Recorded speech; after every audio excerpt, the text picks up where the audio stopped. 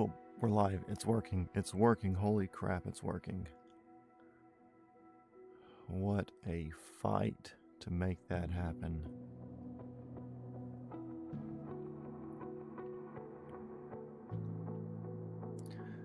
Oh crap.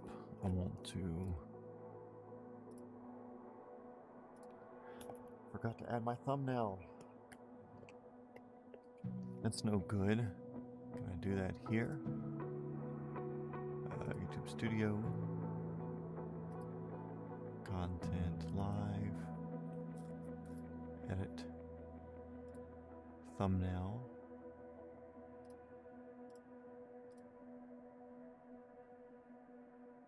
Save.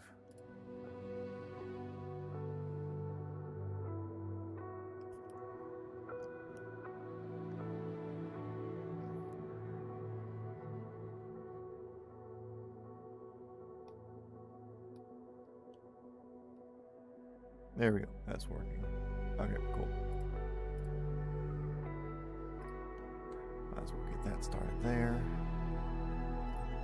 And pop back in here. Okay. Actually live, actually doing it. It's a thing. 37 years of fighting this headset because I don't want to spend $2,000 on a Pimax.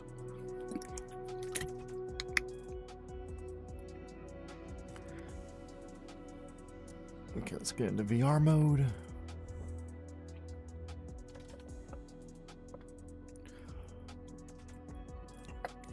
Okay, cool. Hopefully this doesn't find me tomorrow. That's the release of the thing.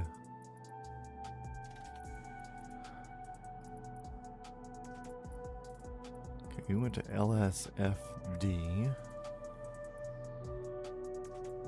LFSD.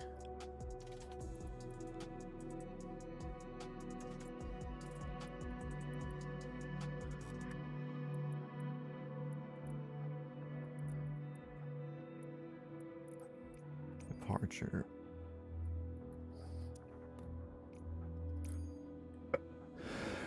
Yes.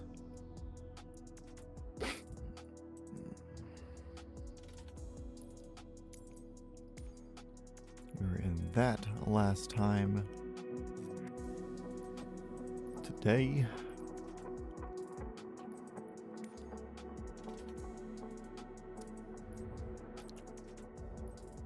Say we do this 222 Bravo. I believe it's been a bit since we've done this. Let's see.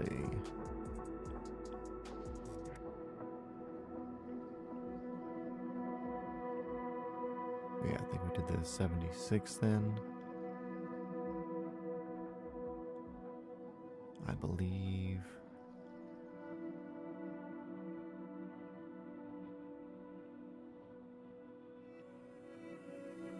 No, was that a 222?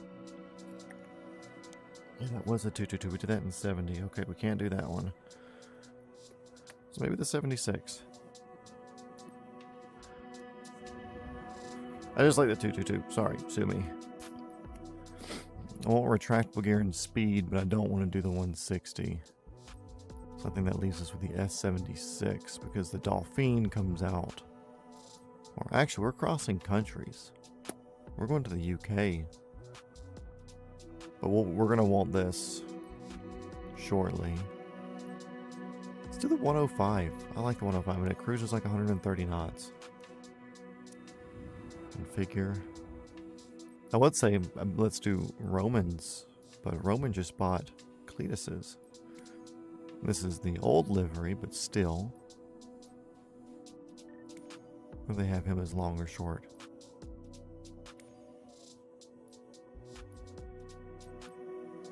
Yeah, let's do this one. I like this helicopter, sue me. Cool, saving back. Actually, I want to put the fuel at full so we can just see what range is, so I know where to put stops at.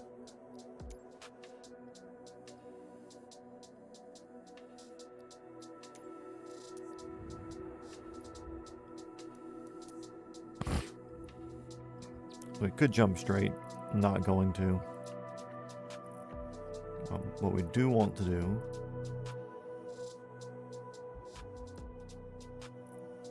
is make our ending. I want to make it at the Top Gear track. That's Dunsfold Aerodrome.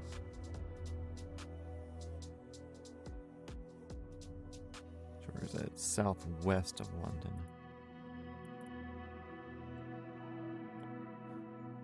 London, southwest, Guildford.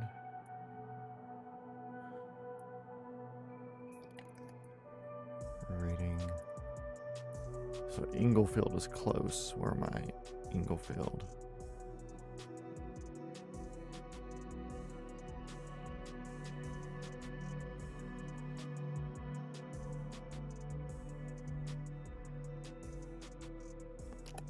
That's a grass strip.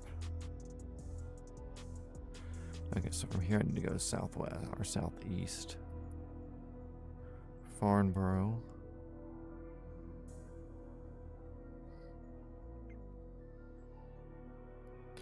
Gonna keep going southeast. There's Dunsfold Wood. There we go, Top Gear track. This is where we're going. Landing at the start-finish line. Cool, we could do it on one tank if we wanted to. You can still hear me? Okay, cool. So I say we swing Paris, obviously. I got a tower or something there. The Louvre. I'll just set downtown as a point. And I don't want to do a longer crossing. I'd actually rather go up here and cross here.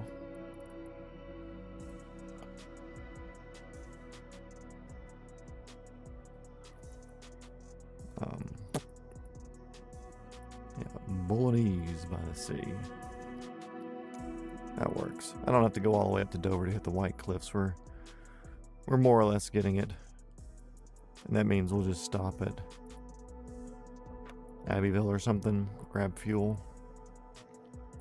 Yeah, we'll just do that on the way.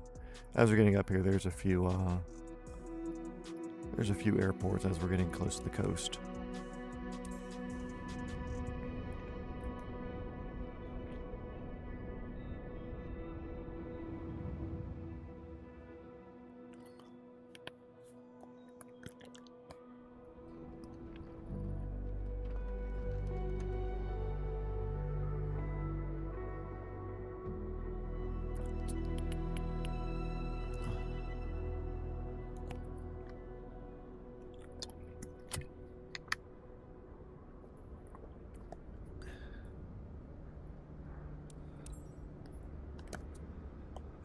Boop. Get rid of that. First thing first. Get rid of pedo. The landing gear look good? Yeah, look good. We be looking good. Dino, I hear you down here, dude.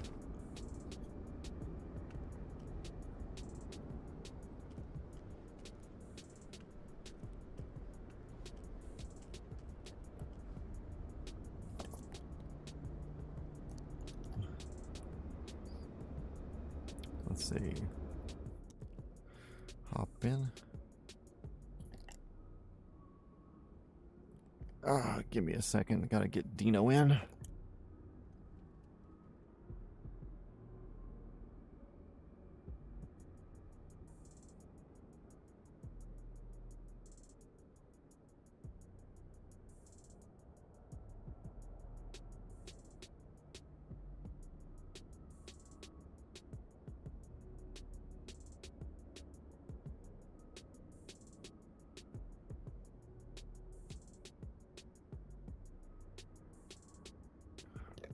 Dino's here. Hey, friend. Hello, stream. This is Dino. Okay, I gotta fly.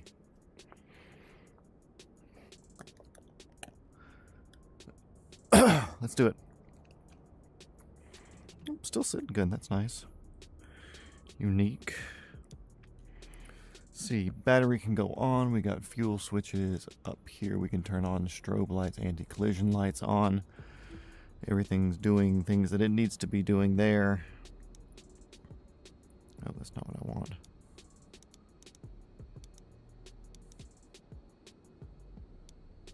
There we go.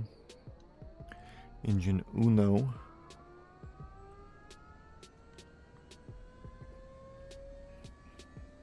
Zip this up a little bit so I don't lose my controller down there.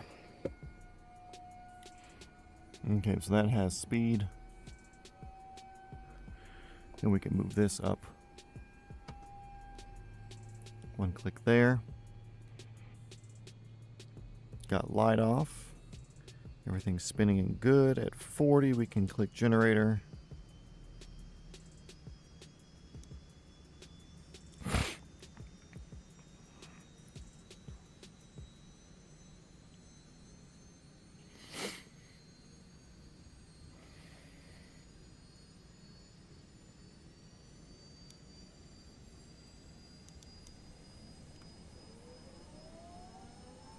That one's spinning, it's good. Turbine outlet temperatures are low. So we'll flick that on. Let it start spinning and existing.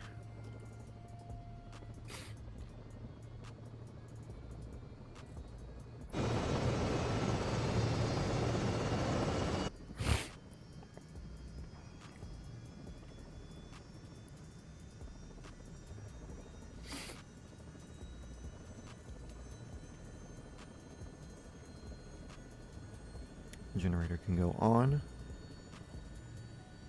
And this will make a full light here in just a second, and we'll be pretty much good to go.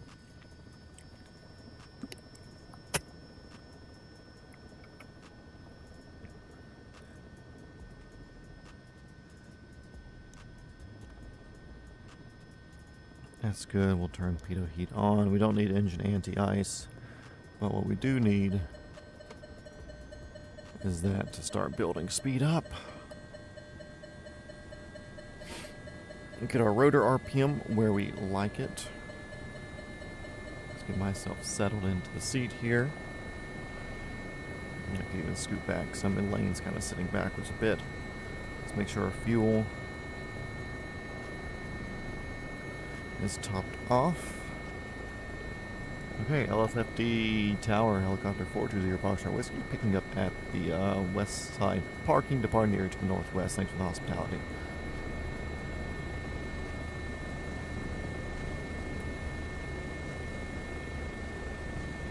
See, hover checks are good, things are in the green, everything looks good. We're going to come over to this little taxiway over here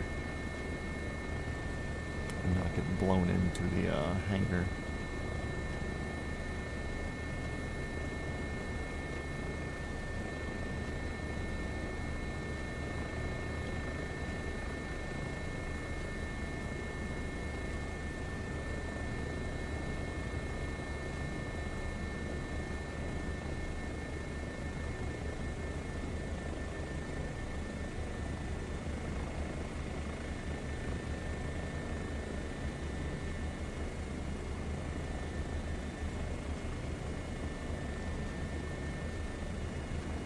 Okay, let's get out of here.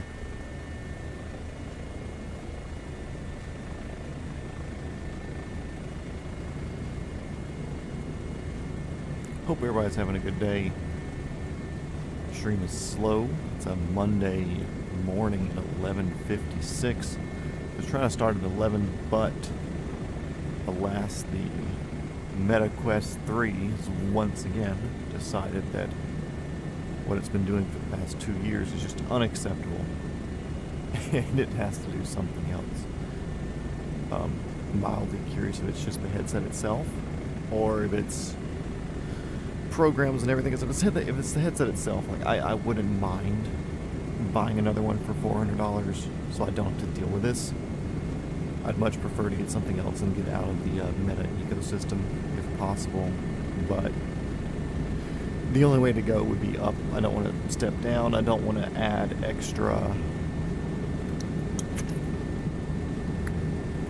steps and have to set up the infrared receivers around the room or around this little area. I'd like to have the inside out like this is. So really the only way to go up is to spend upward pricing as well. So that's that. We'll see. I'll keep fighting this for a little bit and see if it's worth it. Yeah. If you have any questions or comments, concerns, please throw it up in the chat. If you're watching this in the future times, as in not June 28th, or June 29th, sorry, please leave a comment. I'd love to say hey. And right now we're over at Dijon. This entire town is built around a particular sort of mustard. They all love it here. It's France currently. We were going to try to get to Paris the last episode, but like I said, the headset here decided to grenade itself, and I had to fly in 2D and not in 3D space, which is really annoying and not as fun. So we just cut the last trip short in Dijon. But I think we can make it up to Dunsfold Aerodrome all right today without any sort of issues. That'll put us in the UK. We'll have an episode and a half to the top of the UK, if not just a single episode. We can cover that tiny country pretty quickly. And then we're looking at the water crossings. Luckily for that, we have a few helicopters that we will be using. We'll be using the United States Coast Guard UH-60 Blackhawk. It has an extended range fuel tank, and also we will be faking having a ferry tank. I'll be looking at internal max gross weight and calculating out how much Jet A we can store in a tank in the back. And we'll be doing realistic water crossings. There are a few airports that are not denoted on the eastern coast of northeast Canada. That would be a standard thing to jump over to, that we would have the fuel range to do it either way. And I'm not sure if I want to do that yet, or only use marked airports here in the game. But we'll see. I don't think it's that big of a deal if we do, because it's something there in real life, and it's a place where these towns that are up there, they have people that live there currently, and helicopters do go in and out of there. So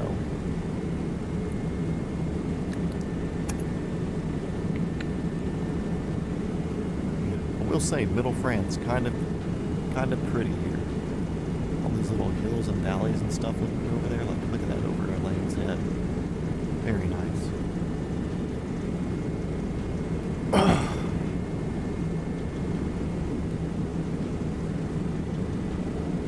Also,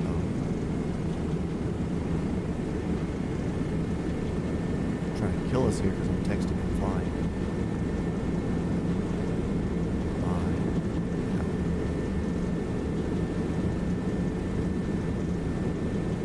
Got a regular viewer whose notifications don't work. She's an IRL friend, so I'll usually text her and let her know that we're flying. Plus, it keeps the comments lively, stuff to chat about. Makes the time go by a little bit quicker and more enjoyable. Hey, little airport.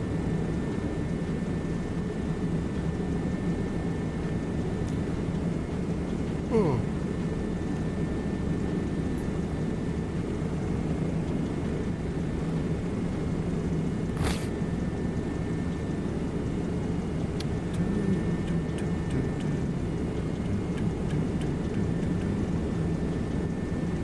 Freaking trending Instagram songs just get stuck in my head, which is a good thing, you know.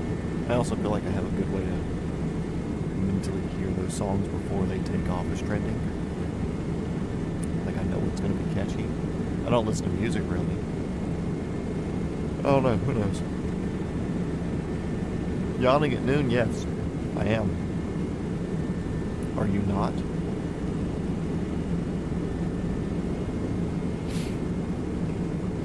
I had a fight in the headset again this morning, by the way.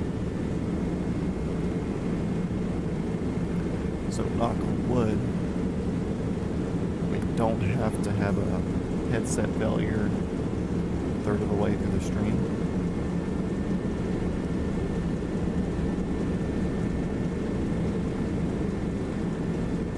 But we'll see.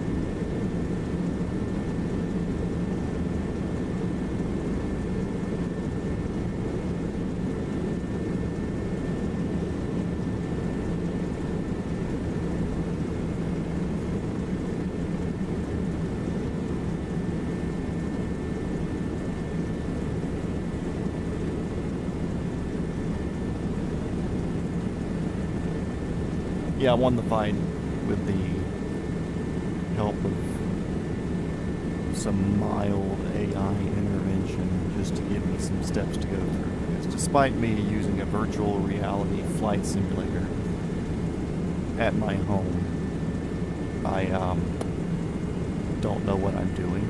So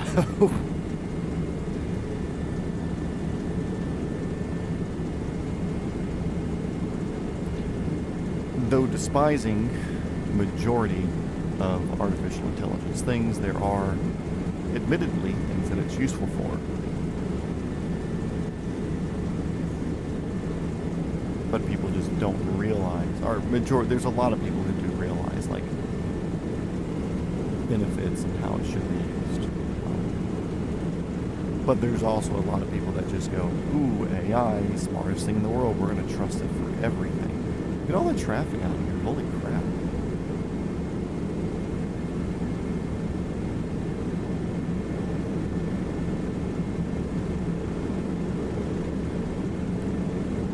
Yeah, I'm okay low flying middle France. This is a nice area.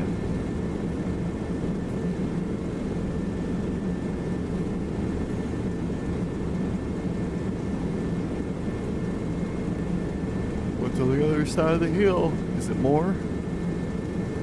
Yeah, just more hill. Little kind of drop off there. To a little valley.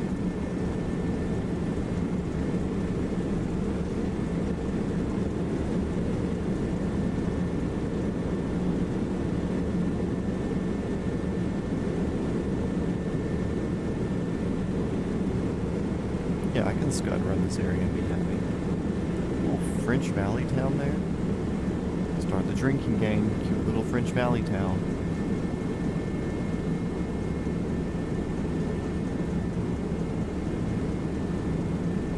Yeah, they weren't all stinky cheaters. France wouldn't be a bad place to live. Also, France has fallen politically. So, that's a thing. It sucks. What a beautiful little country.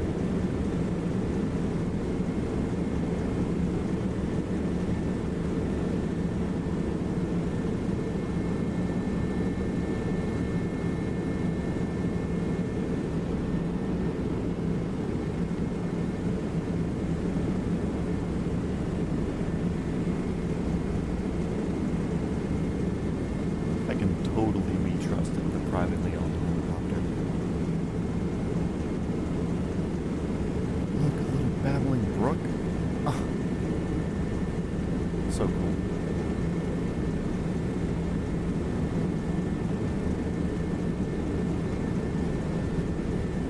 There's a river over here to the west that I'm going to work towards because it looks like we might be able to follow it and get us going in the same direction, just kind of off path a little bit. I don't know what you just called me. Frankly, I'm offended. And don't call me Shirley.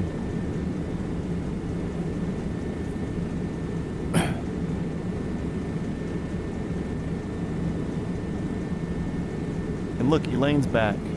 Or we don't like her.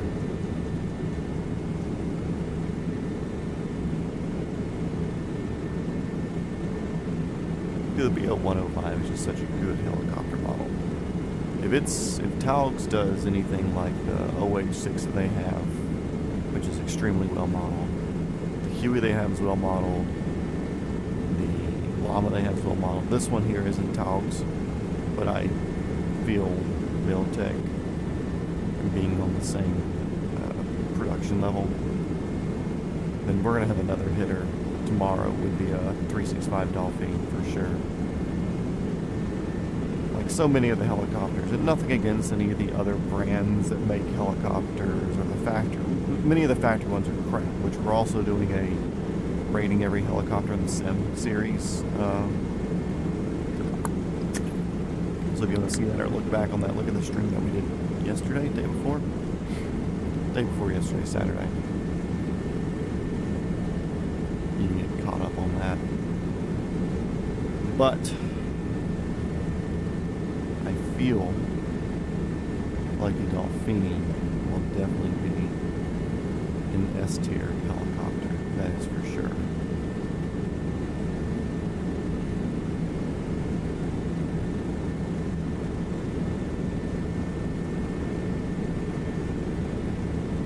Big old 5 people in here for a second. Wild for Monday, like what, afternoon now? Yeah, Monday afternoon.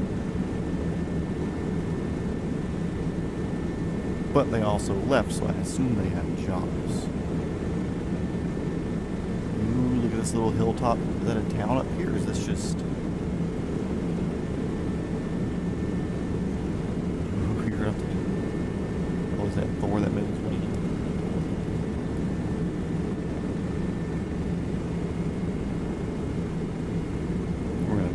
Tower on this little group of people that were having a nice quiet day, drinking wine and eating cheese.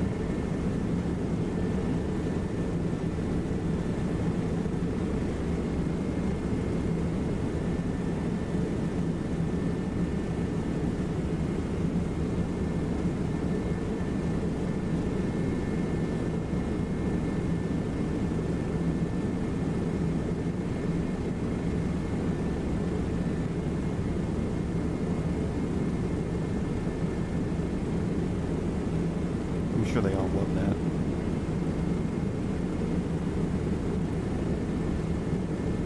I don't see why they wouldn't, in fact.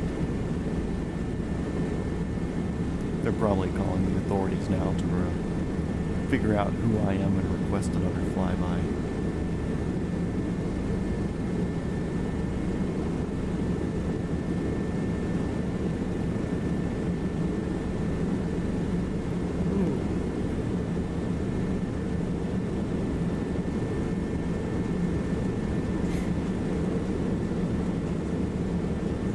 Such a cool area. Look at this, we're doing 138 knots. You're skadoodling. If there's ever been a skadoodle.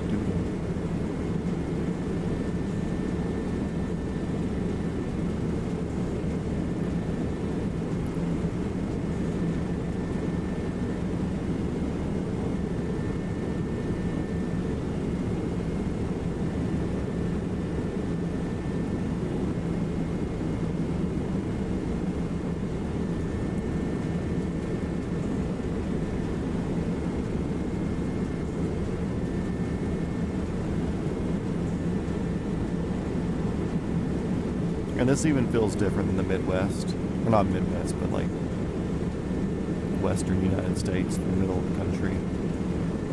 Which was still kind of like this, don't get me wrong, but this does feel different than that. Which just goes to show that all the countries here have very different feels. And I feel like that's something I feel like a lot of the people who do airline flying, at least as far as the sim goes, probably don't appreciate that feeling as much. Towers. Because they're at 35,000 feet over this. They're not getting to do this at a low level.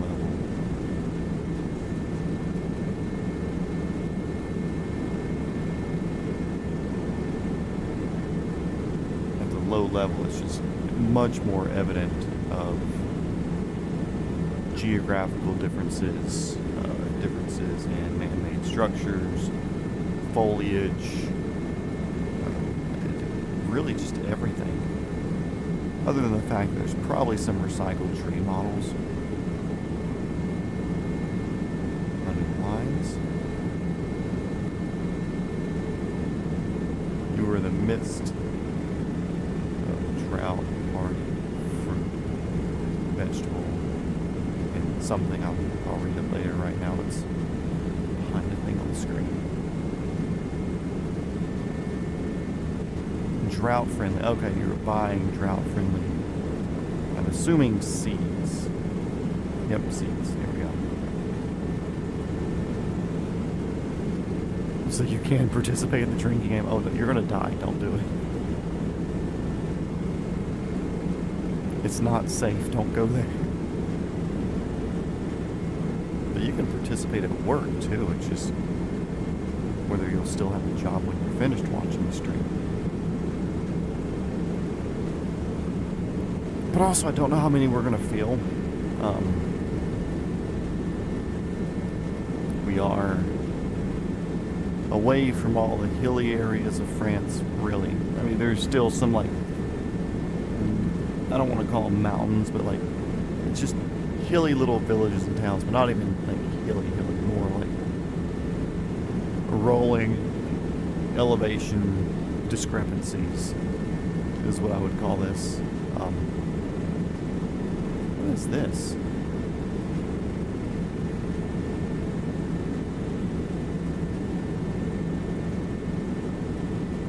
We're in the midst of rolling elevation discrepancies here in central France.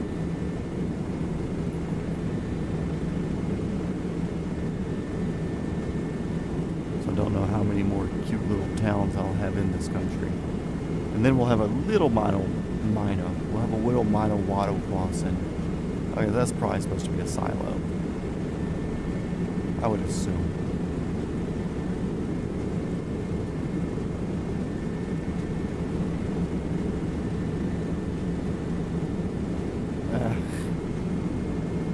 Doesn't really hit my criteria for cute little town. I mean, they have their own little cliff edge, but I don't know. Doesn't do it.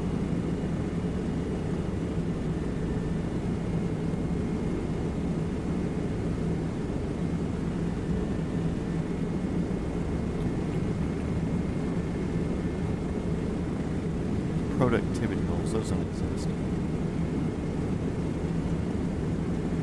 Yeah, so I don't know how many more cute little towns would exist, because these just feel like little villages. They're not hitting my cute little town criteria.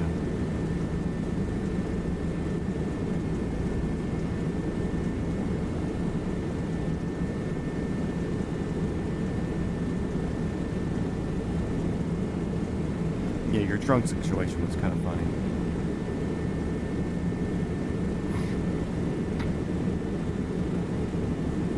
I have a fire extinguisher in my 4Runner. It stays in the box. The box is kind of crushed up or whatever, but it does keep it a bit more protected.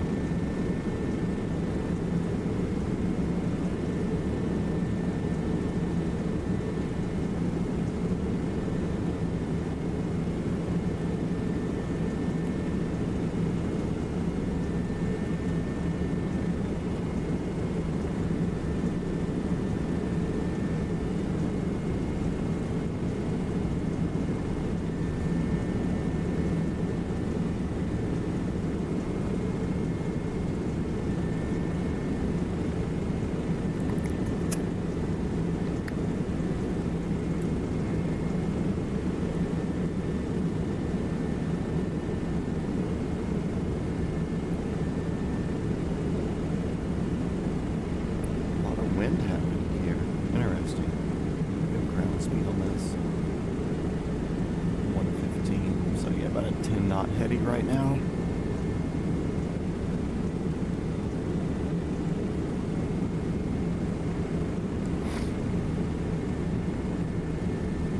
A Velcro strap, yeah, probably smart.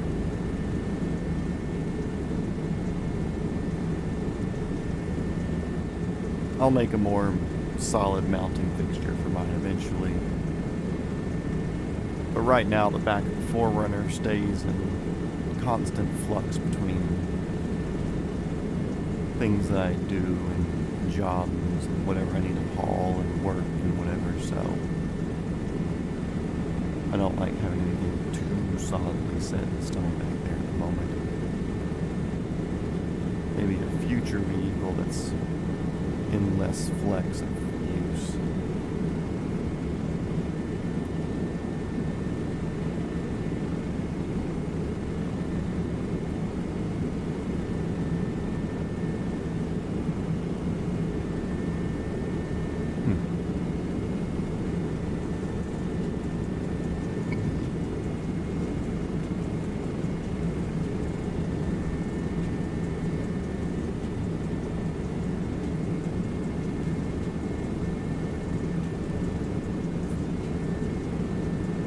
also be a crazy feeling if headset and everything works continuously through the stream to end up in the UK. Part of me wanted to take some more time to hoop around Europe, but I think we'll just do a European tour or series or something eventually. Really put some thought into towns and stuff to go investigate and check out. I don't think it's worth doing the stream because you could visit everywhere and it would take a month. So honestly, it's just better for like what Italy was, Greece to Italy, 1 day, 2 day, 3 days. This is day 5 in Europe, and we'll be in the UK. It could have been 4 days, but technical difficulties and such. A little bit of gain in elevation right here. Okay. Cold Case, what's going on, dude? Glad to see you back in here.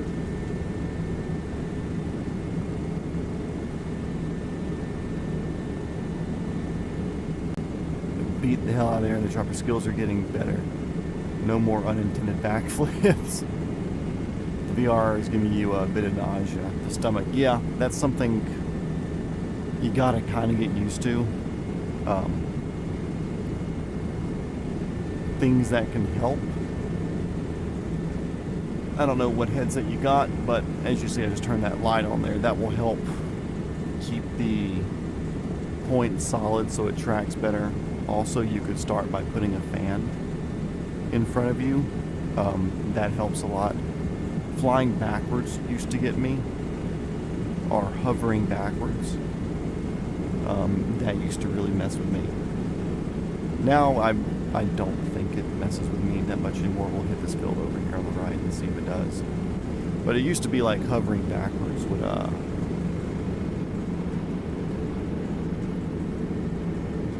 really send me. Also, a book that you might want to spend a few dollars on if you haven't already. It's called like Basic Helicopter Maneuvers or something like that, and it's got a red Robinson R22 on the front of it. Get that and start going through maneuvers. It's like a $10 to $20 book, but it's basically everything that they would teach you in real life, with kind of a breakdown on how to do it. And now, of course, obviously you're not going to have an instructor helping you out with it, so you're going to have to work with yourself. Let's see. It's not that bad. Like, it still has me feeling mildly uneasy, where it's just like, cool, I don't care for this. But I think I'm just so used to being in VR now. I'm got well over 1,000 hours in the sim.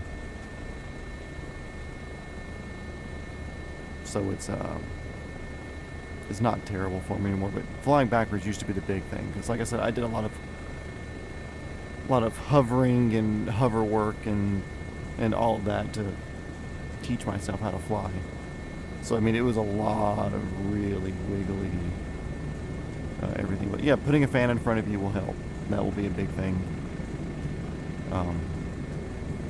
Good lighting to make sure your VR stays locked into the orientation that you need it to be in. That's a big thing, because there are some times where I'll start to lose tracking. Like if I were to turn all the lights off here, my supplement, I just had the TV screen in front of me. A lot of times it'll try to start tracking on the points on the TV, then if I move this, it overcorrects, and it's a mess, and that will get me feeling nauseous.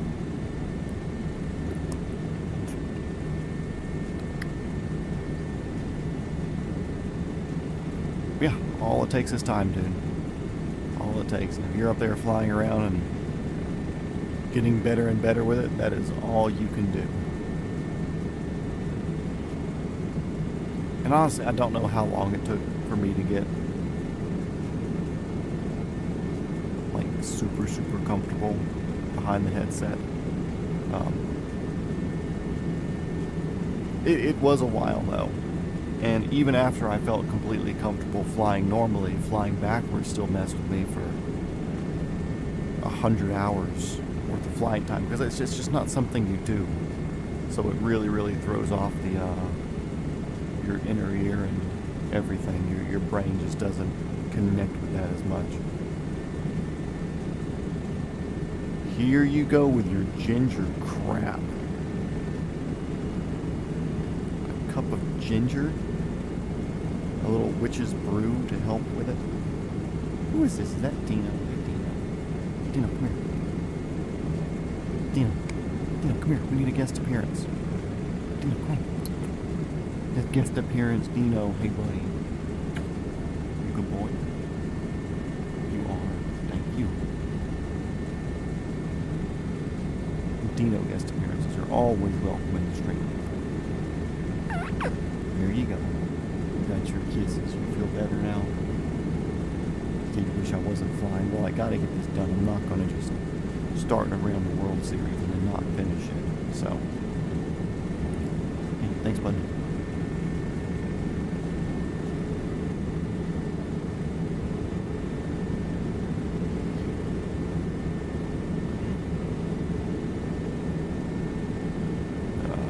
Taxing along the lines, yeah. And you're on 2024, right? 2020, I found really good for practice. And the reason I say that is, in 2024, which there's no towns here, there's no towns anywhere. In 2024, you look at like big parking lots and stuff, and they're just big parking lots. In Flight Sim 2020, a lot of the parking lots, like the place I trained in real life and really actually trained here in the sim, was a parking lot next to Atlanta Motor Speedway, Hampton, Georgia. Airport code is Kilo Hotel Mike Papa, KHMP. And of course there's a huge parking lot right next to it that's for the racetrack. And instead of like parking slots, they still had parking slots, so you could kind of see the parking rows and everything. But they were just circles around the ground everywhere, and I don't know why that was the set rendering thing, but I used them as a whole bunch of little helipads. So I would taxi up and down the parking areas. I would change the weather and the wind, because you can do weather stuff here in the game. And then the better I got, the faster I would start going in between different places. And I would put wind in one direction, gusting like 90 degrees different than that. And it really helped you stay on your pedals. But in 2024, the parking lots don't do that, so taxiing along the lines is good. Or hell, you find fields like this, where it's more taxiing and turns and stuff like that, and the more you can zigzag and be not perfect for the winds, the better it will be. Dead wind, nice. Having a headwind, nice. Headwind, even better. You know, dead wind, you still have to really put some pedal work into it. But headwind hovering, super nice, super easy. But I think another good one that you could do if you feel like it, figure out what direction you're traveling and have the wind come from behind you and have it where it's gusting. So have like a 5-knot tailwind and hover with that coming up your butt there, and then have it where it gusts, same direction, still going backwards, where it gusts to like 10. Or have it where it's like 1, so it's basically dead air, then gust to 10. And that's a pretty decent one, because if you're hovering along it, let's just say 10 to 15 knots, you're kind of in like the mid-level of ETL being effective. And you'll be going, and then you'll get a wind that comes from behind you that effectively deletes any sort of effective lift you were getting from the forward movement. So it's a lot of collective work at that point. And then of course collective work really makes the pedals. Of course crosswind, taxiing, good. But you're really just more riding one pedal the whole time. But a tailwind hover taxi is probably my least favorite thing to do. Anything tailwind is basically my least favorite thing to do, unless it's cruising straight like this to where I'm doing 125 knots, but I'm only traveling 121. I'd rather be cruising 125 knots airspeed and be doing 145 knots ground speed. But, you know, we have to play live weather for this series, so we deal with it. A little downdraft there, that pushed me a little bit. But yeah, hovering and taxiing in slow work does a lot for you. And I will say this, I don't know what helicopter you're flying doing this. The strings really don't work on a lot of the helicopters, sadly, and this one doesn't have one where I can point it out to you, but usually on like the turn coordinator there's the ball in the kind of looks like a level, like you level your house like a picture frame with or something. That's used for your trim indication. So when you're doing any flying that's not in the like where you're doing this, whenever you're actually doing actual flying, not just hovering around, that was a bad habit that I had picked up in the sim because it wasn't that big of a deal for me. It's like, okay, cool, I'm traveling in this direction, I want my nose pointing in the direction that I'm traveling. But in real life, you want that trim to be zeroed out. So if the ball's on the left, you kick the ball, so you put more left pedal into it. If the ball's on the right, you kick the ball, put more right pedal into it. And that just keeps you trim with the wind, so that way you're not wasting fuel, better speed, easier on the airframe, all that fun stuff. In real life, like, a lot of them have strings that will be on either side of the window, and it's opposite with that, so the strings fluttering over on the left side of your windshield crack, you're going to put right pedal in to bring it back. And it's just a more in-your-face thing to look at instead of having to look down and monitor whatever your turn and trim indicators are. If you had to hovering, keep going at it. I didn't. I built the sim to teach myself how to hover and to basically fly. And what are you doing on that couch, dude? And it worked. I was able to show up to in real life helicopter course and hover on day one. Sure, it wasn't pretty hovering. I mean, I think it was actually it was pretty hovering. Screw it. I'm going to be not humble on this. I hovered great. I was very slow and timid with my hovering practice just because it went from being in this zero repercussion machine that is a flight simulator to doing it in real life. A lot more vibrating being a Robinson R22. The inputs put out different amounts of output compared to what I was used to with this, which is something that you can tune out kind of like once you get the feel of it. But other than that, the rubbing your head and patting your stomach at the same time, it worked. The mental process of if you add more collective, you need more pedal. You need more pedal, you need more cycle. You need more cycling, you got to change the collective. You got to change the collective, you got to change the pedals. That feedback loop, I was able to pick up on it immediately. So especially if you're going to go do this in real life, which I hope you are. If you go do this in real life, it will help out a lot, especially just doing hovering stuff. And that's all I was going to do for a bit. I was just going to use the simulator to teach myself how to hover. A $100 investment with the game and DLC for the Robinson. $4,000 investment with the PC, the controls, the VR, all that. Could have done it cheaper, but I still wanted it decent and respectable, and I'll use the computer for editing and other stuff like that as well. But yeah, it definitely saved me $4,000 or more in the real life training and learning how to hover and getting everything else figured out.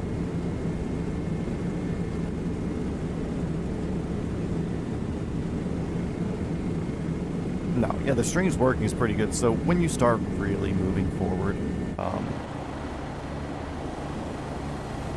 the lift from the front of your blades here isn't really even starting to touch the body until it's like more in this area. it's not blowing straight down.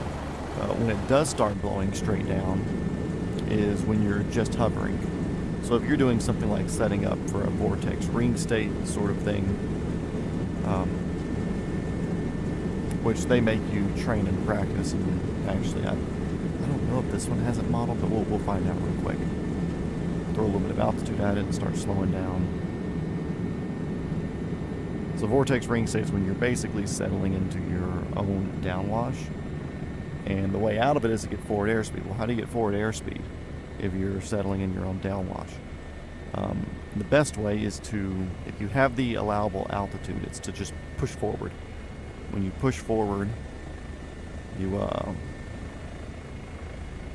see, we need to be out of ETL, which is like 15-25 knots. We need to have a descent quicker than 300 feet per minute. We have to have some sort of power applied. I'm going to pull back on my cyclic so I can see that one. Anyways, the way you get out, you kind of push forward, lower the collective, you get your forward airspeed. And as you get your forward airspeed, you get out. But as you are slowing yourself down and getting into ETL, the trim strings will like start floating around in front of you, and you're like, oh, okay, cool. Like it's a very good visual indicator. For as cheap as it is, it works great. No complaints. There's also another way out of it, which is the Bouchard technique, which is your power pedal, which is either left or right, which freaking the 145 the other day threw me off. I thought it was a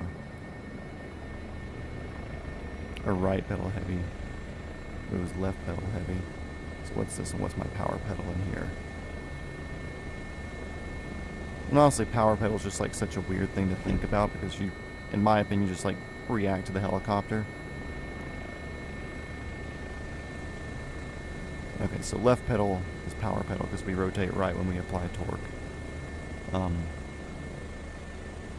That was something I was really focusing on when I was learning. I was like, okay, it's got to be left pedal when you're picking up. And it's like, cool, just react to the helicopter. You can preemptively do it when you're on the ground. Put a little left pedal in if you know that's the way it's going to move. But really, at the end of the day, like, cool, the helicopter's going left, you want it to go right, push the right pedal.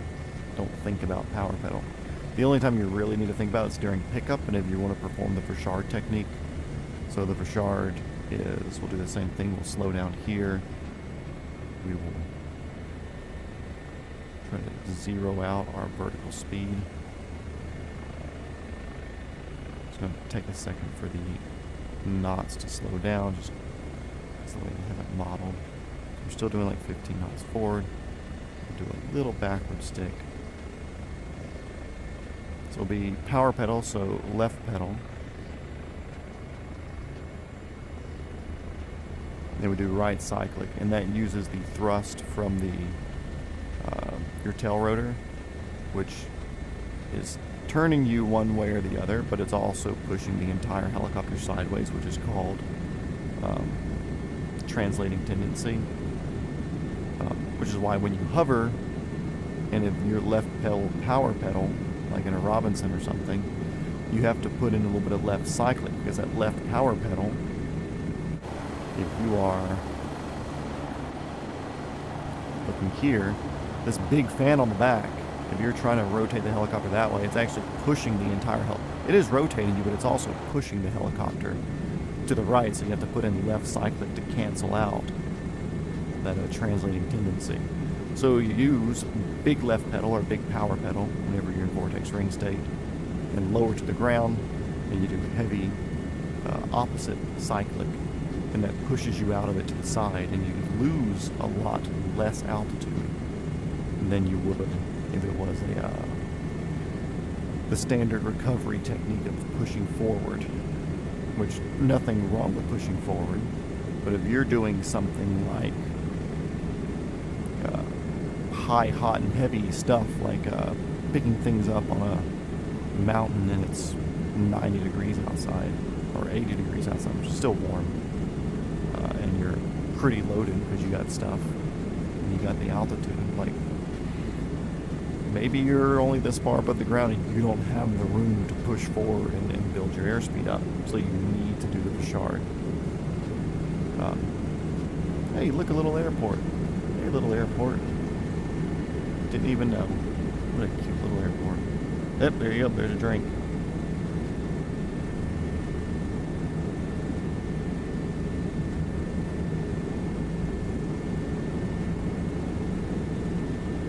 So tired of political calls and text and everything. Just going, Matthew, for whom do you plan to vote for the Senate? I plan on voting for myself.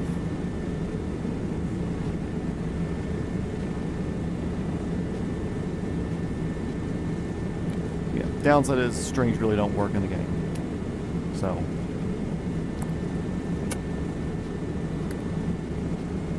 I think the A-stars have one, but they also have trim indicators, whether it be in a steam gauge sort of thing, or if it's on like a Garmin 750, 5000, or Garmin 1000 series or something. Those work a little bit better, easier to look at, because the strings just, I guess the way the physics are set up just don't play right, and it's hard to tell the way they have them set up also. So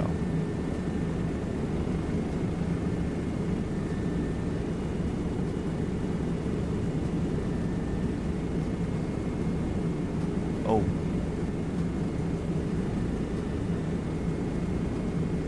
I'm surprised that little airport wasn't marked. We're zoomed in pretty well.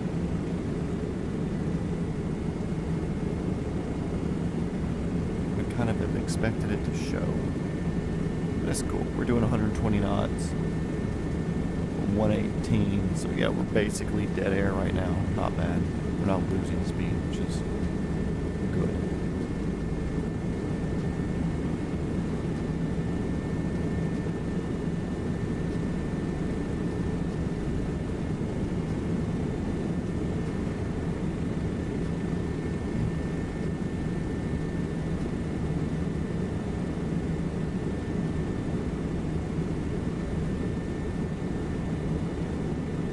After midnight, wow, you are far away.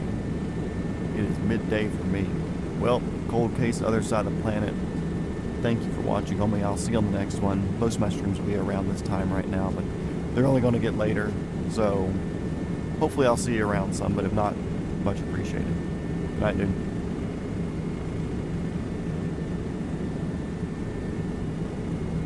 Or it could be Australia. Possible.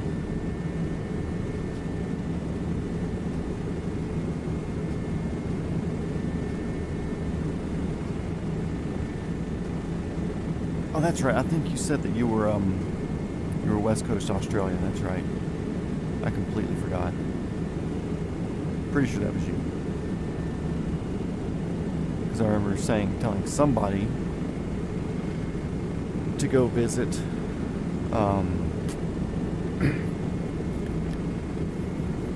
What? Did you ever visit the East Coast? Go to Ocean View. And I'm pretty sure that was you.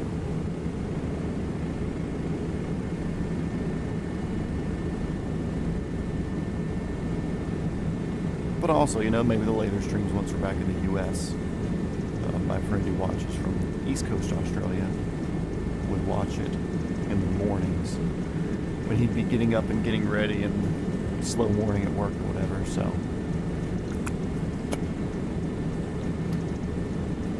And it's funny because he'll be messaging me on Instagram like, dude, why were you streaming when I was asleep? Sorry, I gotta play it for live time. We're gonna get rain out of this. We'll see.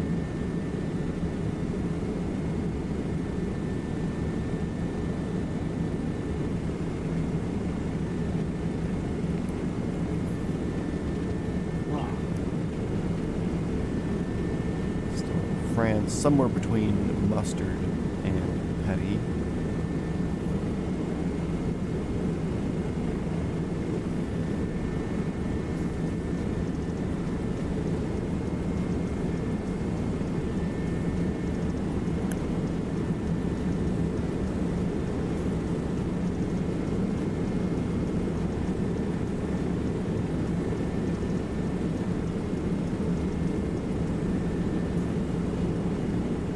to see if there's fuel transfers, but I've never looked into the fuel system of this helicopter. I see our gauge down there, where one of them's going down faster than the other, so I don't think they balance. I think maybe one says aux and the other is main. Who knows? We'll check on the ground.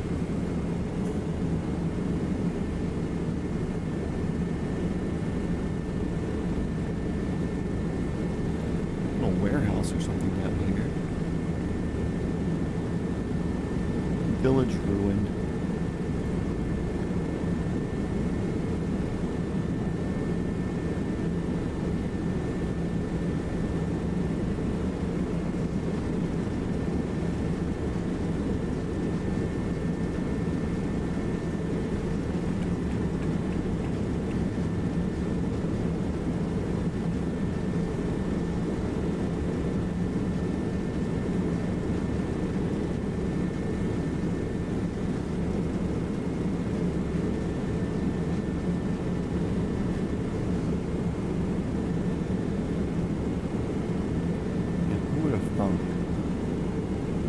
Flying a helicopter around the world way slower than most other aircraft would have boring times during the stream. Who would have thunk? Absolutely wild.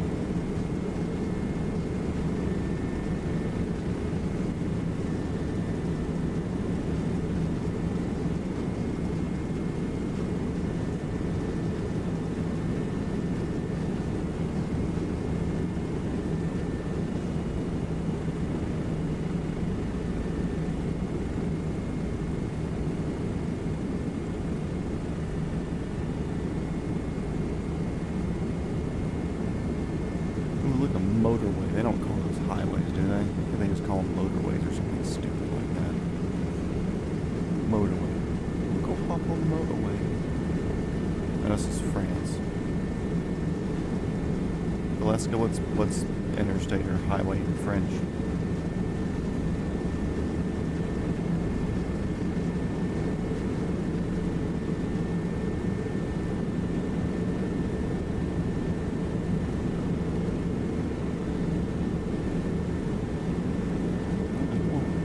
Significant bit of water up there, or just some sort of pixel aliasing or something. Yeah, I think it might be.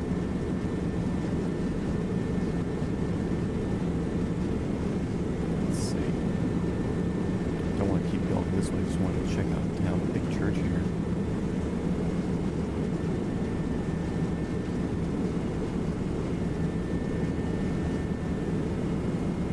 They should probably import like 4,000 sub-Saharan Africans into that town. It doesn't look like it has enough culture.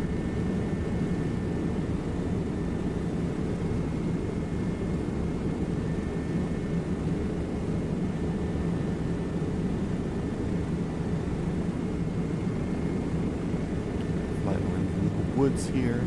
It's weird finding these. I mean, you can see it everywhere on the map, but it's just fields everywhere, then just patches of trees. Very strange build. How do I achieve this?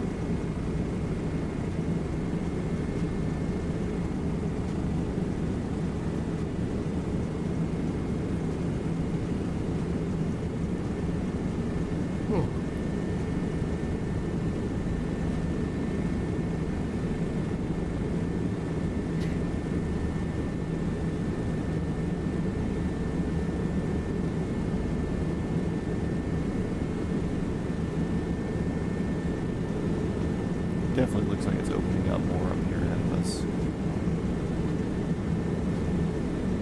Starting to slowly flatten out. Get out of the highlands of France, if that's even a thing.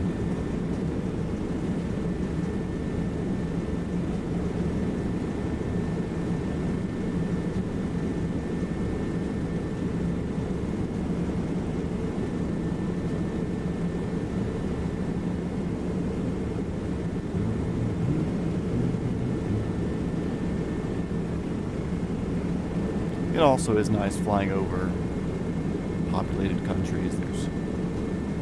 Don't get me wrong, I enjoy rural mountains and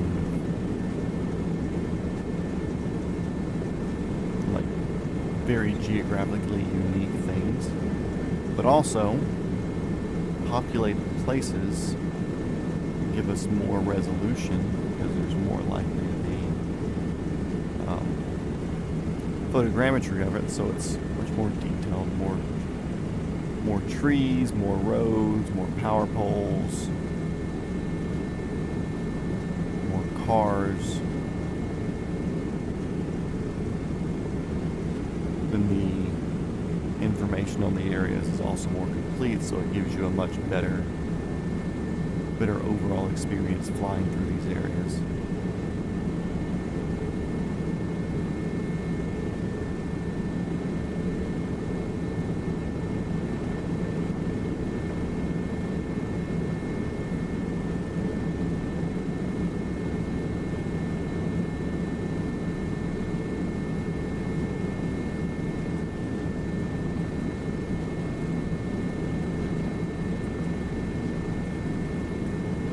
Some old Ukraine type flying here. At least that's what I call it. Staying low below the trees.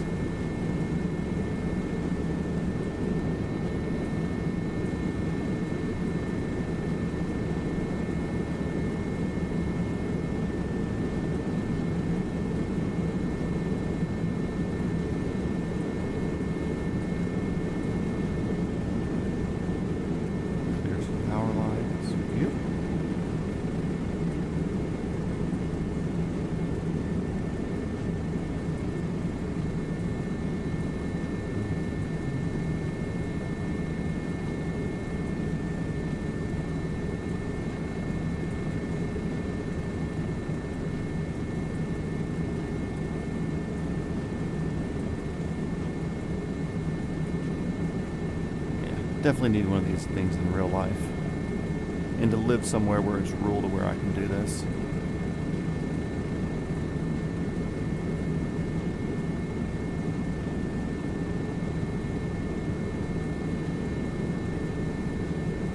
Because as long as I'm flying safe and not putting anybody else or their property in danger, I can more or less fly as low as I want to. You just gotta be smart with it. Don't be an asshole.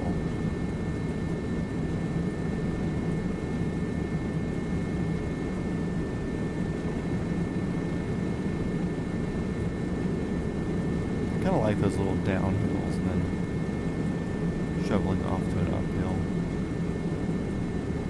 Boy, this would open you up to a lot of incoming fire if you crest the hill and there's just no tree cover or anything.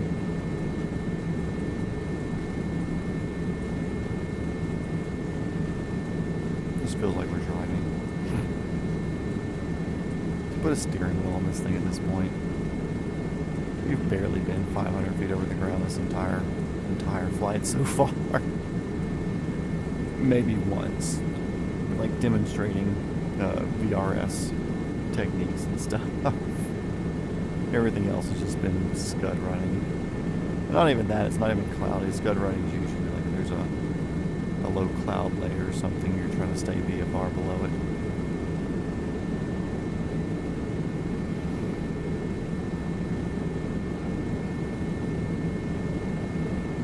And typically in conditions that are not VFR, it's like special VFR conditions.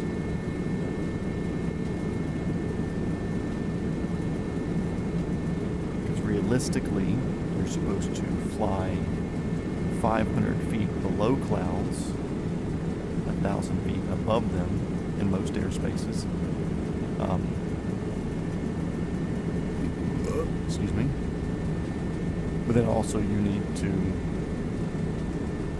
in populated areas, it's nice to be 500 feet above the ground minimum. So that means, cool, you need at least 1,000 foot for clouds. Well, there's a little hill in an area where you're going to get closer to the clouds. Otherwise, really going to catch you or knock you from that. But it's something to think about.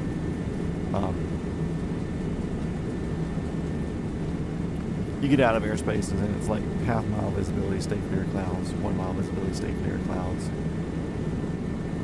So then you can fly closer to them if you need to do whatever. But still, you got to be somewhat considerate of people, helicopters aren't exactly quiet machines.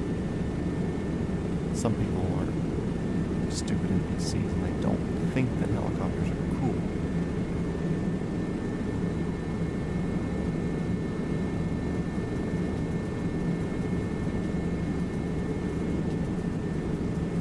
So I wouldn't want to fly around them anyways, because they don't appreciate the effort and the money I would be spending to give them a very cool view of a helicopter flying right over their house.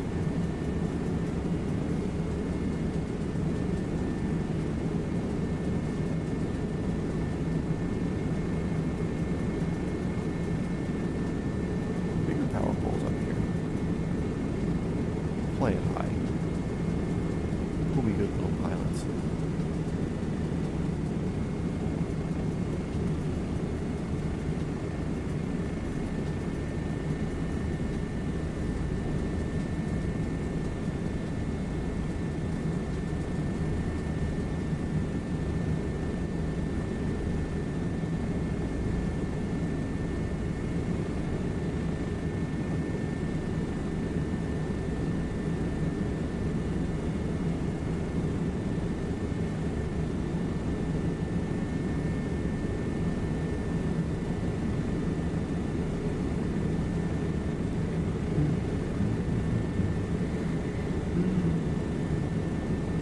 Mid-sized town here.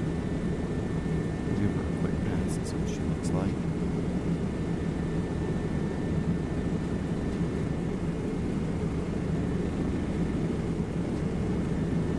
Like, I really enjoy the small towns. But also, if I was going to live in a town, it would have to be something about this sized. It wouldn't have to be. It would just be nice, because then there's like 2 more places to eat, you know, a few more kids for the hopefully future family to make friends with.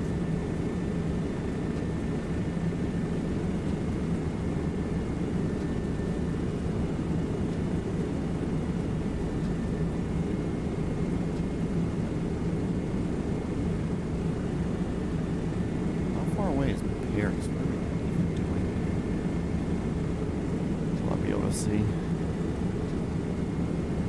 not too bad.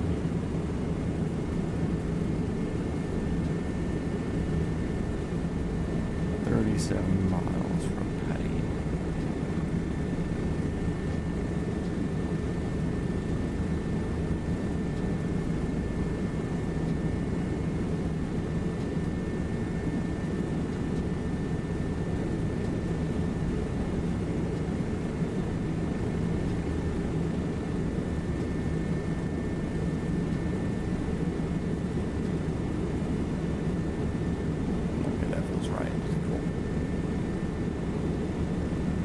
I wish they would fix the tablet, but that would be way too easy of a job for them to do.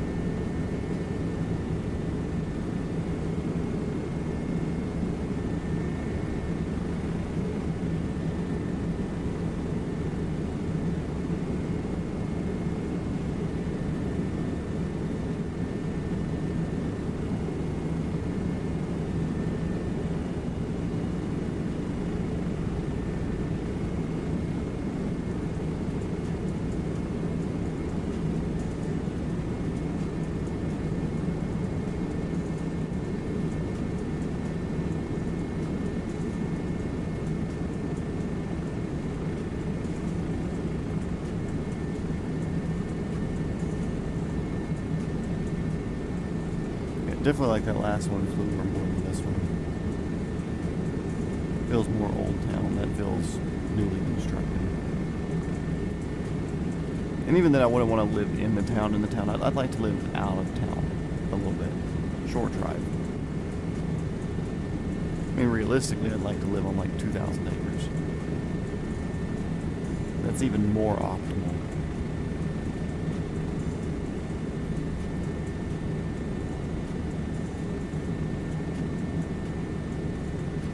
Take the plane or take the helicopter to town. Yellowstone it, you know.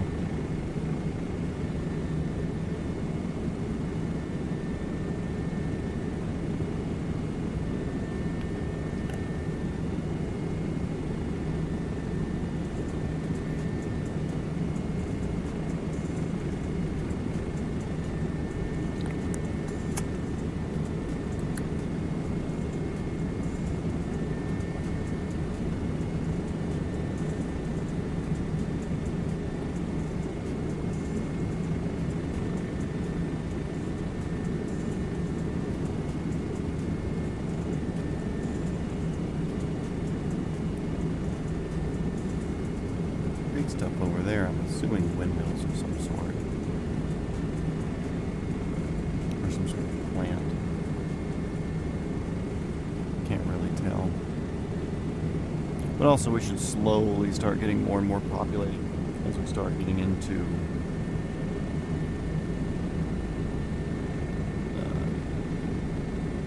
small surrounding cities of Paris. Peripheral rule myself. Exactly, it's like cool town like this, appropriate church, enough population to have people to hang out with, find like-minded individuals, but far away enough to where like I don't have to deal with them, and if I shoot guns in my yard, nobody's going to complain.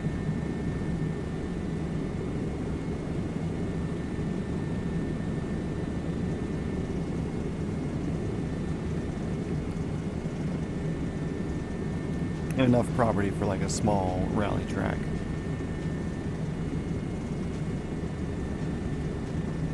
And obviously the big thing is enough property to have a runway on it. Like sure, it would be nice to have a runway sizable enough to put something big down on, you know, a jet. But you know, I think realistically if I could find a property that was big enough for a runway, for a moderately heavy Pilatus PC-12 to land on a soft runway and take off. Really, landing's not hard, taking off is the hard part.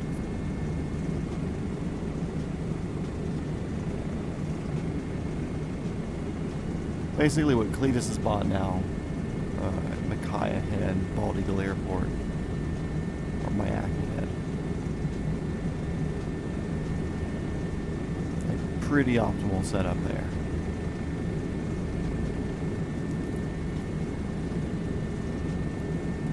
Go back upstairs floor? Okay.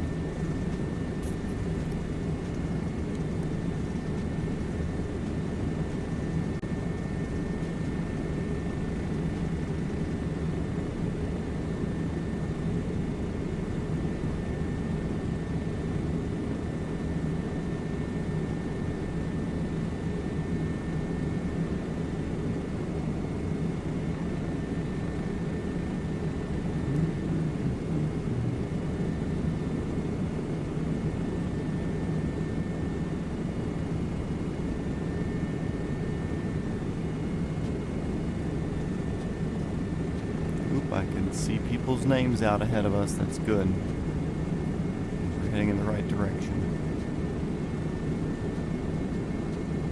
Not that the 2 GPSs and generally knowing what cardinal direction we're heading wasn't hurting either.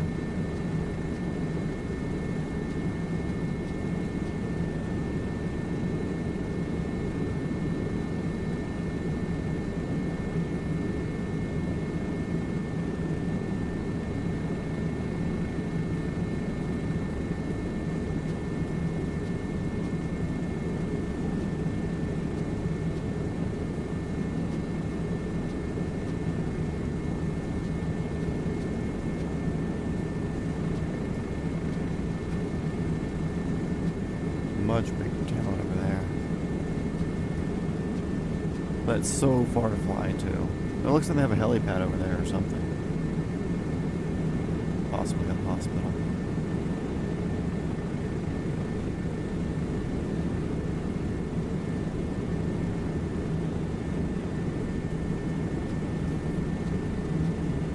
Cool. Streaming for an hour so far, and we're getting close to heading. I think this might end up being like a 2.5 hour stream today, this afternoon. The town over there is still going.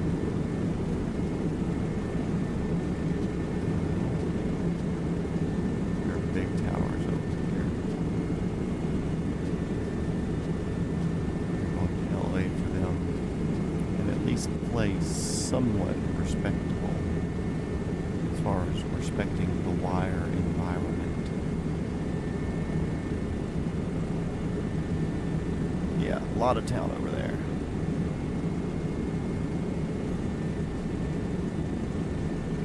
Looks like a landfill here, most likely.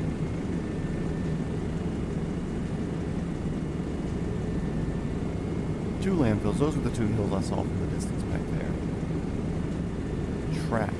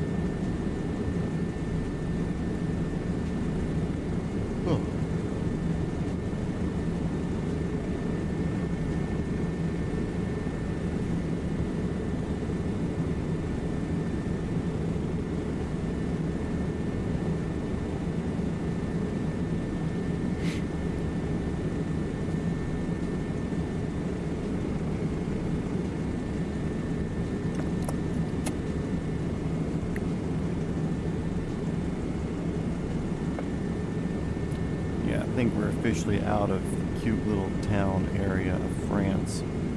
Everything's going to be more and more industrialized the closer we get to feeding the city.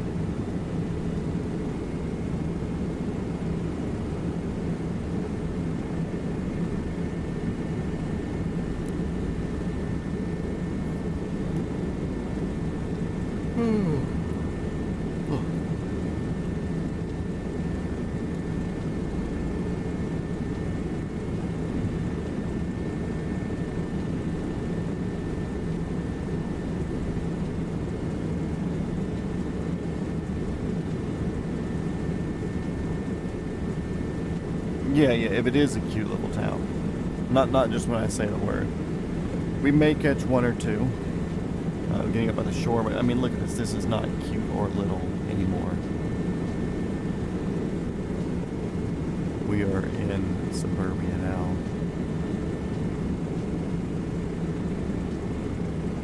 This is suburbia that's rural for people that don't know what rural means.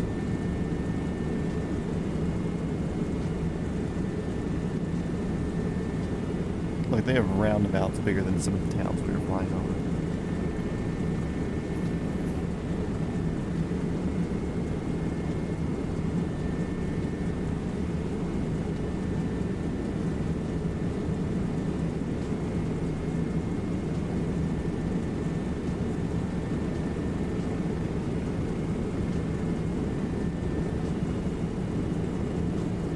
I think we can see the Eiffel up there ahead of us. We will see.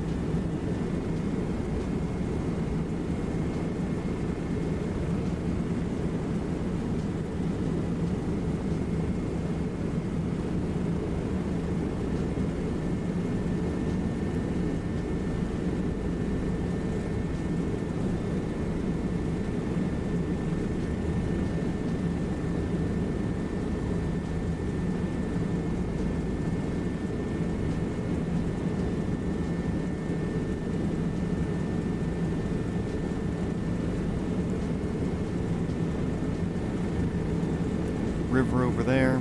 I remember we invaded France a while back on one of the streams. I think it's just like a full shenanigan night that we did that. It's relatively familiar. Also don't know how similar our path out of Paris is going to be. We followed the river in. But I remember coming in, there weren't really cute villages. They were like sick castles on the cliffside. Cool castles, I don't really say sick. But I mean, they were sick.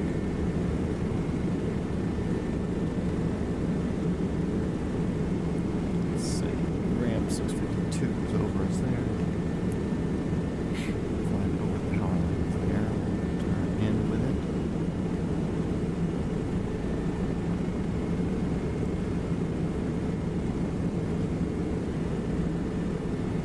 Welcome to urban sprawl.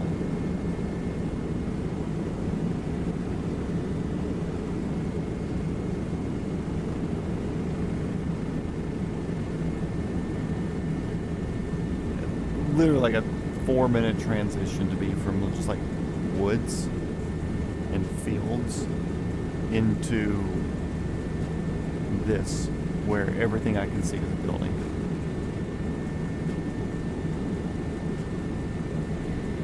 Very quickly went from the quaint farming country of France to overrun and mismanaged.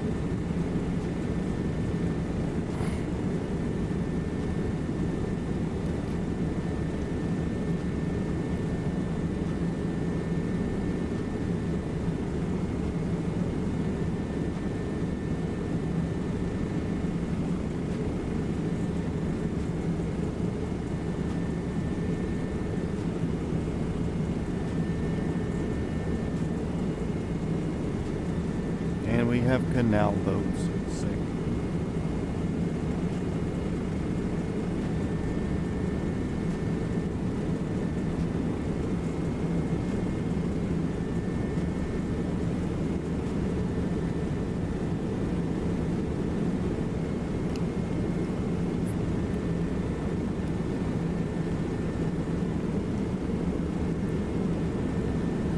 Also not a bad way to just cruise 132 knot ground speed over Outtown Paris.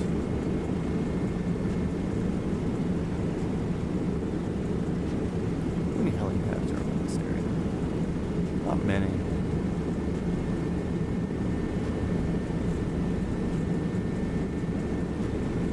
Southeast Aviation, what up? Finally home and now you're sick. That's what always happens after vacation. Isn't that just kind of like what you do? Like you go on vacation, you go somewhere, you get home, you get sick. The rules. Well, anyways, welcome to the stream. We are over Paris in the BO 105 currently.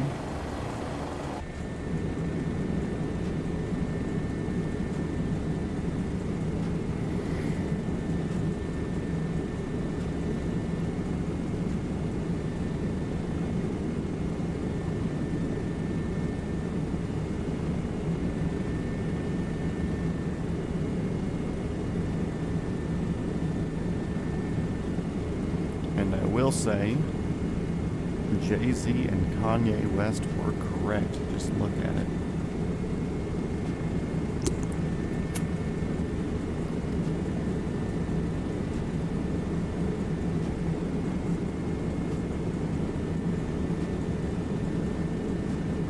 Yeah, the Alps was last episode. It sucked though. And it sucked because the headset has just been giving me grief. For as long as we've been doing the stream, I've basically been able to just pick it up, put it on, turn the computer on, click this button here on my cyclic to enable VR mode, and it just works. or really pick it up and I click link and then I click the button and it works. The past week or so, well really like the last episode, 71, 72 we had to stop because I lost power and got back into it, but 71 we Notre Dame, another building. You can tell how good like the photogrammetry is on some things and just not on everything else around it.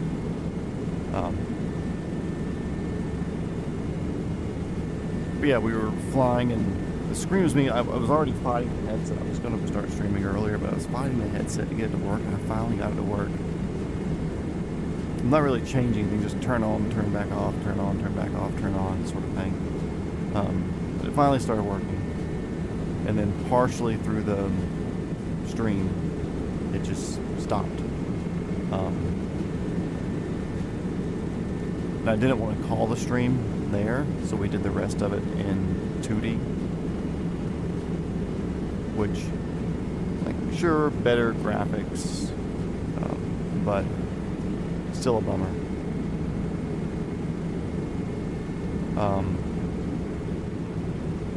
And it did it again, turning it on today. It straight went silly again today and did not want to function as a headset. Turned it off, turned it back on, computer off and on. Then you have to like disconnect the computer from the internet, which I don't have an Ethernet cable, it's on Wi-Fi, so I'll have to disable the Wi-Fi. There are too many pterodactyls here that I'm seeing. Look at these just artifacts in the sky. What is that? Yeah, we're gonna keep altitude. We ducked the actually I want to touch skids on this real quick.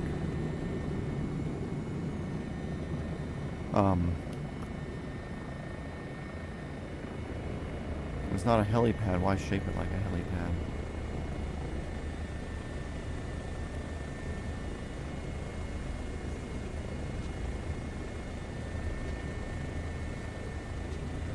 Yeah, so it's just a huge pain in the ass to fight. And today it did it, and it wasn't me just turning it off, turning back on, and it fixed itself for no reason. I actually went through steps and made it start working again. And the building has no mass. Cool. Technically touch skids.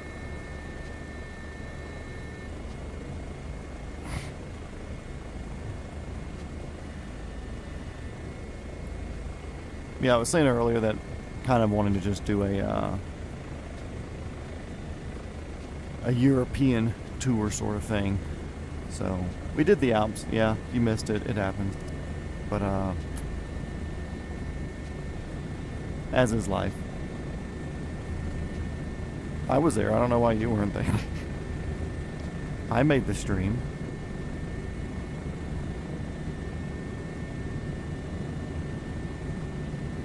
But unrelated, I hope your vacation was good. You were gone for a while. It was like, what, 2 weeks that you were out? Did you get to go to that museum that you were telling me about when we were doing the VIP flying out in that area? I know you'd mentioned that there was a museum or something out there, an aviation museum that was decent.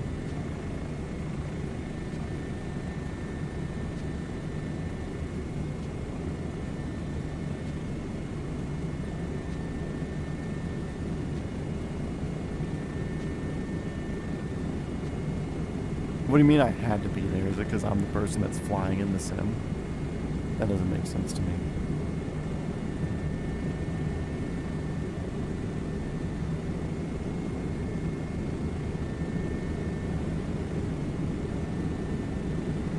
There's a helipad over here somewhere.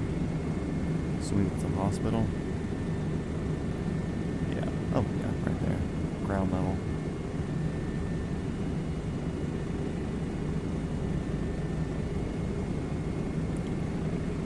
Had you been there before? Because I want to say that you said you had been there before. If not, was it good? I mean, I guess either way, was it good? And there's sometimes I go to a car museum and it's like, okay, cool, this is just nothing like crazy exciting.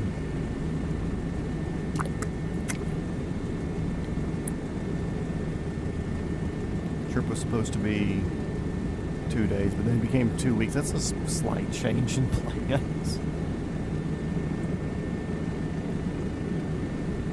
Hopefully for good reasons. Hopefully it wasn't like, oh yeah, we got T-boned and something bad happened and we had to be there at the hospital. Hopefully it wasn't for bad reasons. Hopefully it was just like, okay, cool, it's nice here and we have the time. That would be preferable.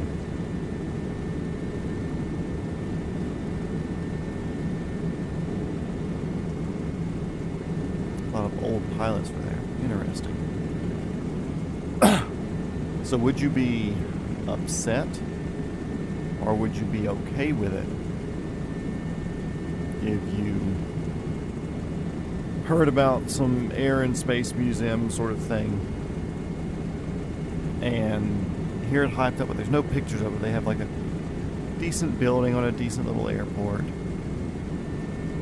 and you go up and you can't see inside yet, but like the outside makes it look like, dude, they've got fighter jets, they've got like old warbirds in here. Building's big enough, and there's like a picture of a 747 on the outside, and like with a ladder going up to where you're like, dang, I might be able to get into a jumbo. And then you walk in, it's just like a handful of not exactly clean 172s and like Piper PA-28 140s and stuff. Maybe a Mooney M20.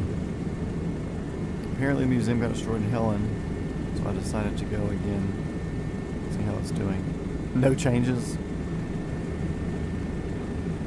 So they just went back with the tried and true method.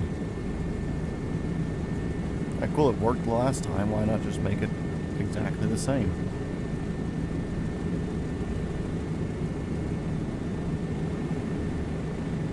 I told you not to look at me.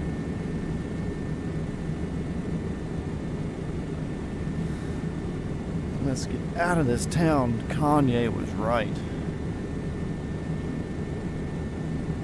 Another helipad up here we're flying over. It looks like another hospital over here.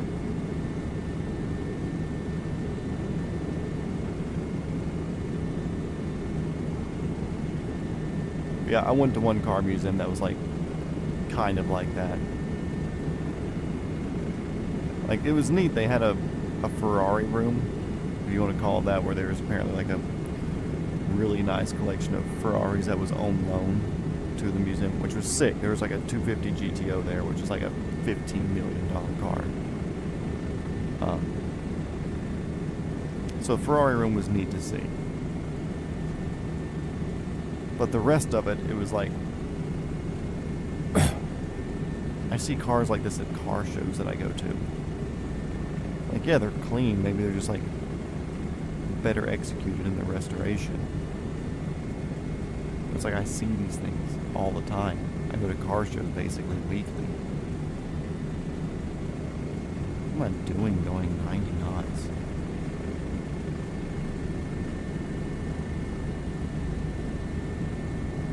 I should be ashamed.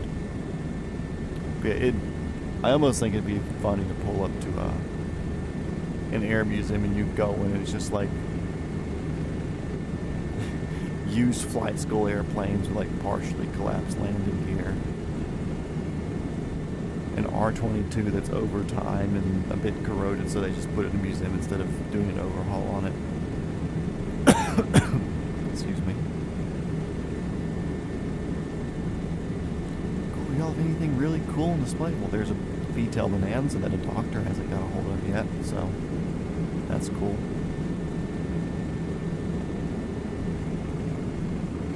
Apparently there was a donk show this weekend in Miami, and my friends drove all the way from Tampa down to go see it.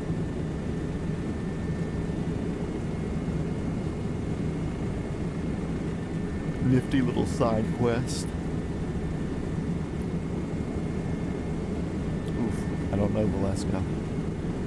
We might be back in the cute little town territory. Oh, so we, Southeast Aviation, we came up with a drinking game for anybody that wishes to participate. Italy was bad, if the drinking game existed then. But going through Europe, especially Italy, there's cute little towns everywhere. And I realized I said that like 40 times in an hour, and I was like, okay, you know what, that's a drinking game now. See that, like, that's a nifty town there, but it's not a cute little town. We're still too suburban right now. You'll make a museum like that, just a whole bunch of like flight school planes and stuff. 76 students got their license in March alone in this plane, and it didn't have a single tail strike. So we were like, man, this is too good to be true. Throw it in a museum. And so that's what we did. Here it is.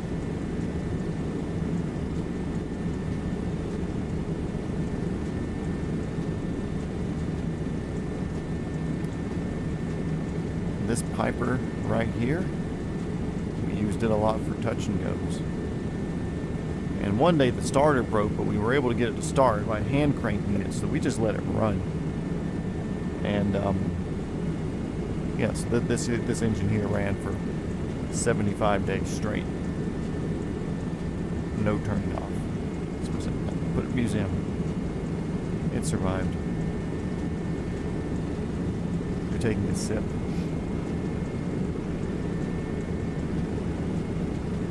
Not even a full shot. Wow.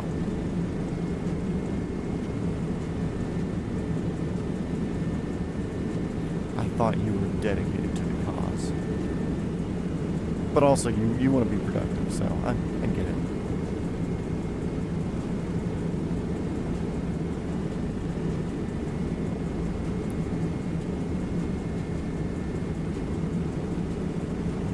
Yeah, dude, Italy was sick. I'll say Italy was, other than America, just because, like, I've been a lot of places. Look at the size of that boat.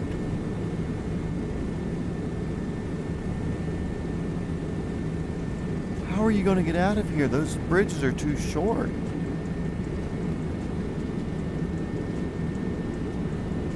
You have a helipad on the back.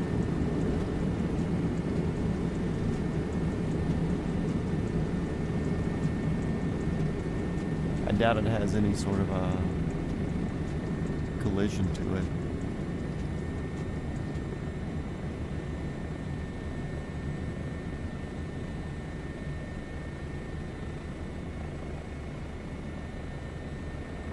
What causes that exactly? Causes what?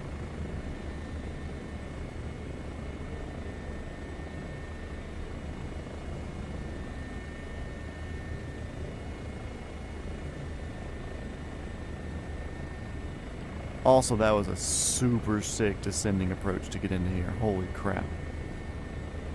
If you weren't turned on by that, I've got bad news for you. The downside is I doubt this thing has collision. Despite it even having a freaking hangar right there. That's what the garage door is. It's a hangar. And we're on tall skids with a high mounted tail rotor, so we should clear all that, no issue.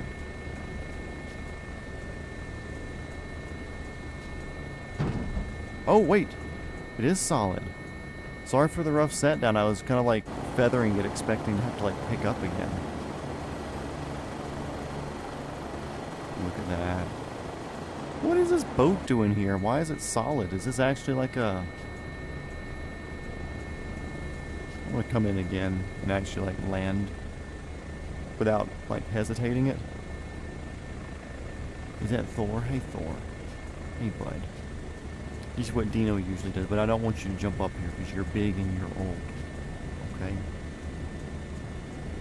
And your breath stinky, so you can go that way. Thank you.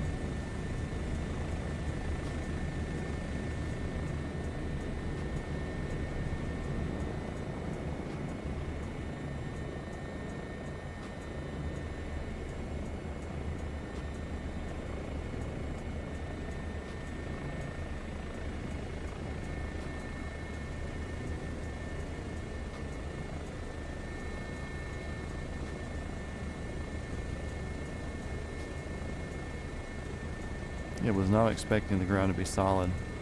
That's why I was kind of like feathering the collective coming down onto it, because I was expecting to have to pull up, because I don't know. A lot of times if it's not a solid, it's not a solid ground, there might be something solid underneath, so I didn't want to like sink much too through it. No, Thor never really makes an appearance. It's my brother's dog. Cool. So there's a boat here. That's the thing. Let's get back to work.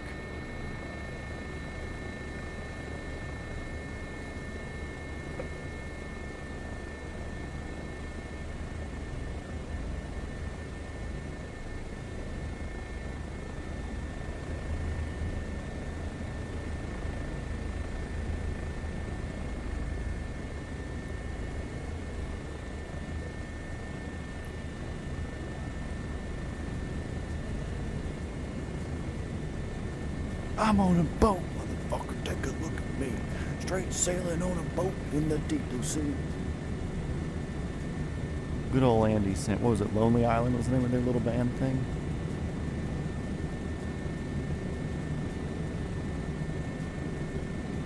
My friend had that as a shirt. Like, I'm on a boat, and I want to say it's my like old high school friend Andy. Yeah, it was him. And we had we were eating it. This is probably 3 years after he graduated, maybe. Anyways, we were eating at like a Hooters down in Macon, Georgia, back when they really existed. And the waitress was like, "Oh my God, isn't that a song?" He's like, "Well, it was a shirt, and then they made it a song."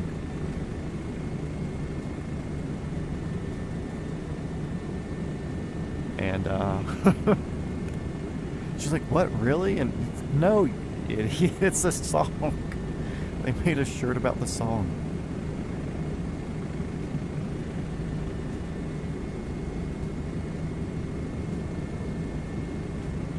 Oh, loyal to what cause? Oh, that's the cause. Oh. Well, it's not really a cause, it's because then I would know that you respect the game.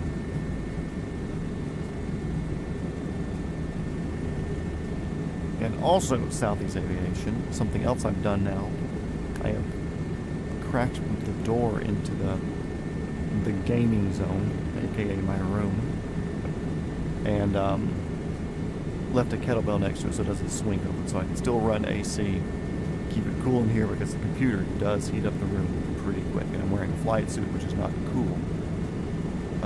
It's cool, but it's not cool. So, the door crack lets some cold air out, but it's enough to where pups can get in. Thor likes to come down here because it's cool, and he's like very thick-furred. Dino comes down to hang out because I'm his best friend.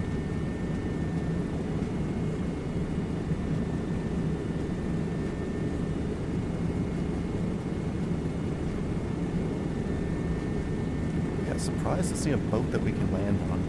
I wonder if that was an update, if people complain, like, why are you putting helipads on all these boats if I can't even land a helicopter on it? Or if that one just happens to be spawned in, which would be weird.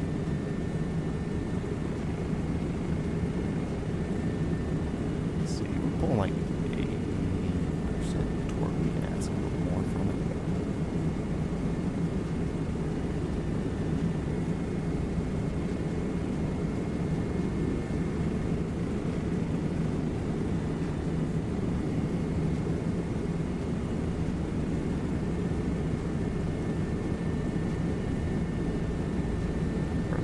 Somewhere up here to the coast. I don't know what that second gauge says down there. I don't know. Get up here to the coast, and that will give us not quite the Dover crossing, but it will be close. And it will be an acceptable amount of water crossing without having to like really like I don't want to go an extra like 20 minutes up the coast to then jump 20 minutes over the coast when I can just drive 30 minutes over the water, you know. But I don't want to do 40 minutes over the water, but I can do 30 minutes over the water, if that makes sense. And I don't think it's going to be that long either. The crossing's not that far. You can see one side from the other at ground level. Mostly because of the cliffs of Dover there. They're tall enough to be seen over the strait.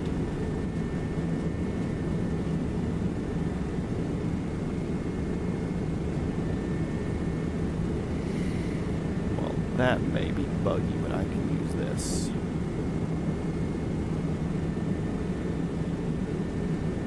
How big is that ring? Doesn't tell me.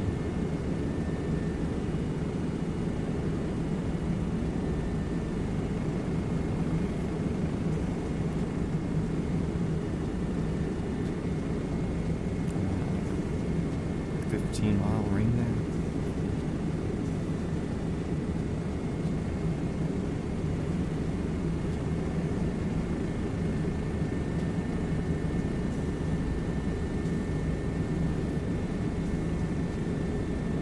It's like 75 miles from the coast-ish.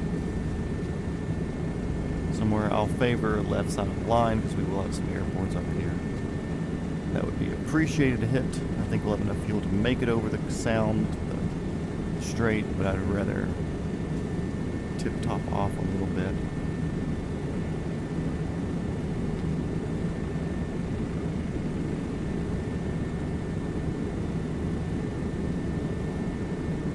So it looks like there's one on course over here, so we'll just take that one. Take that one, Philip, so that way when we get to the water, we can just turn and go over.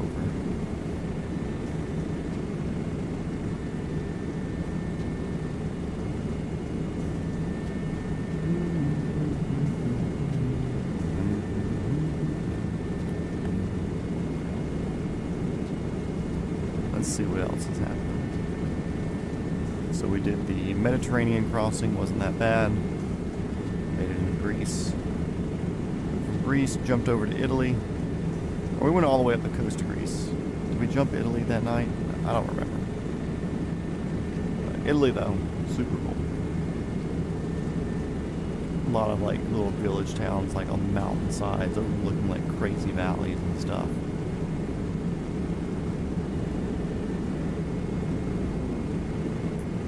I definitely would not mind flying around Italy again, just for fun, because it'd be a cool place to fly.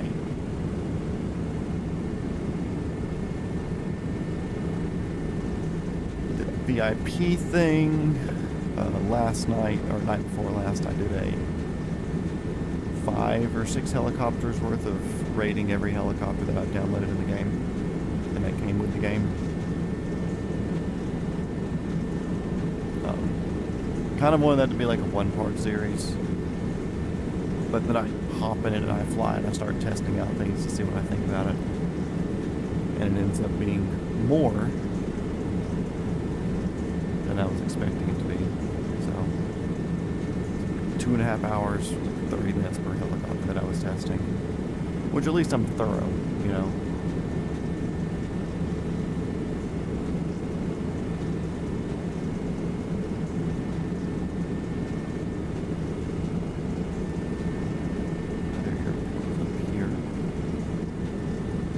Airport, don't know who you are. Helicopter 420 Foxtrot Whiskey. About 6 miles, 5 miles to your southwest. Inbound. To the south, too.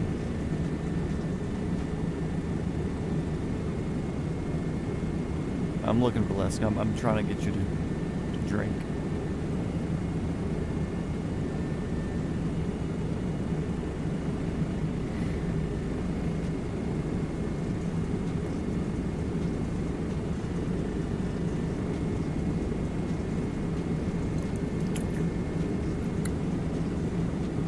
Also, I know they're probably not on your standard rounds, Mr. Southeast Aviation, but Cletus McFarlane, me and Tom talked about him before. He's the one that has the place down in Florida. This is actually his livery on his BO 105, but he just had it repainted, so it's not his livery anymore. But he has that in the blue Freedom Factory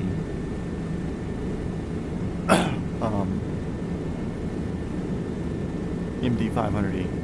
Anyway, he just sold his 105, this one here, with a new paint job, fresh, everything cleaned up and made perfect. Sold it to Roman Atwood, which is the guy that has the all-black 105.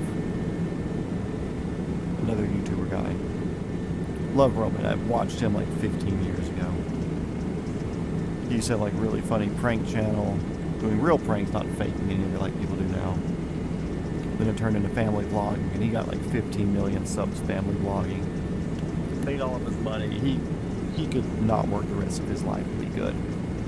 But he recently started creating again. He had stopped for a while, had some bad stalkers. Like FBI involved. Catching the stalker, level stalker. And yeah, he just started clean slate. His old channels are still up, but he has a new one where they do the vlogging stuff, but it's more casual, not as strictly regimented, not as much crazy stuff that they're like, man, we gotta do this, we have to do fireworks, we have to get a monster truck, we gotta do this. It's just hanging out, him being a family man. He's got 4 kids, so. Anyway, he got the BL105 from Cletus. Also, the other day, Mr. Cletus McFarland posted a Instagram story from his pool, which he built his house next to the strip that he bought down there. And there's a Sikorsky S76 taking off. Checked it on flight radar. Hey Thor. Checked it on flight radar. And it belongs to a company called Rotor FL LLC, so Rotor Florida LLC. Dino, you follow Thor down here? Look at that tail. Look at that tail. You got a pretty good looking tail here, dude. Did you know that? Anyways, the owner of Rotor FL LLC is Mark Mitchell, who happens to be Cletus's father, and the address that it's at happens to be the address that Cletus's PC-12 is registered to. So, there is a S-76 in the McFarland family. Don't know to what extent, or whether it's just one that his father has a little charter company and they use it for that. Don't know.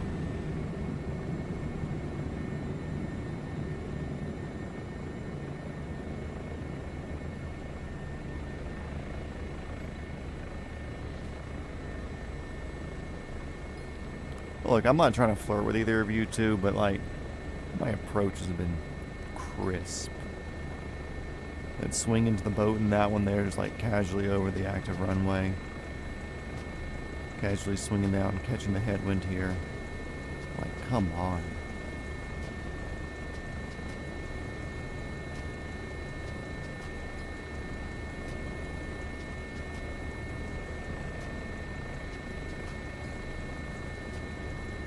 Let me fill up next on the left side.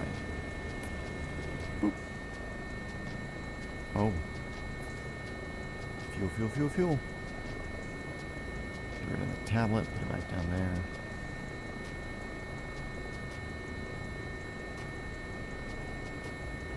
New VC-25 Bravo bridge is flying. Bridge Brigade. Flying right now. Left Washington is above Pennsylvania, flying north. So they're going the wrong way. Oh wait, is VC-25, is that the, is that new Air Force One?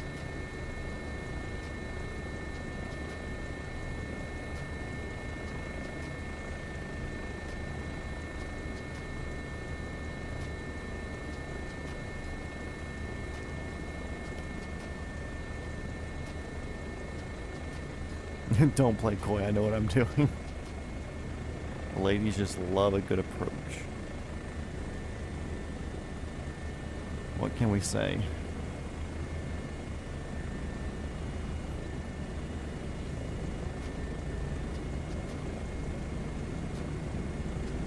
I feel like they'll still take it off tracker, but maybe he's not in it right now. So it's just 747 traffic.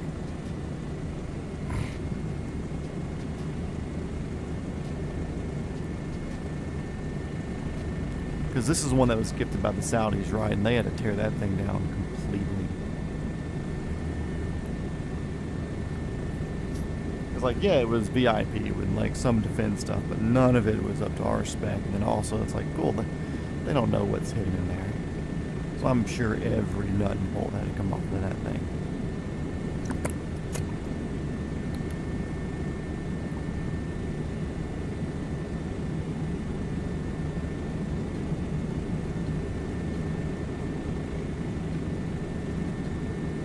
Speaking of good approaches, I threw a good one in for Mikey when he was riding with me. When I took him for a flight last month or something.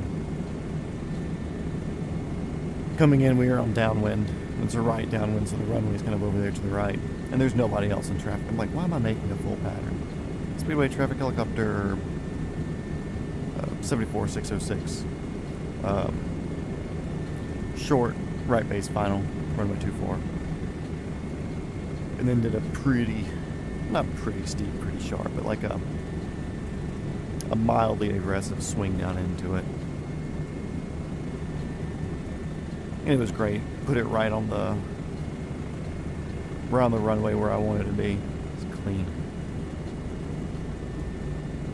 I have a feeling they won't, because the old one was completely untraceable even when POTUS wasn't on board. Interesting. New one so far still trackable. On Flight Radar doesn't have the you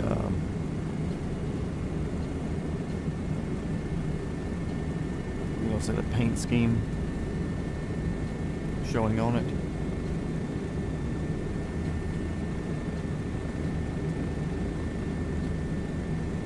For the picture, I would assume they would. Whatever. Anyways.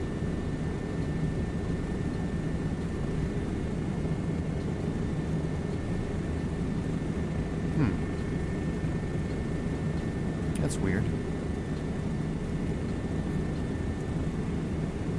Same transponder. Or you assume same transponder as fighter jets.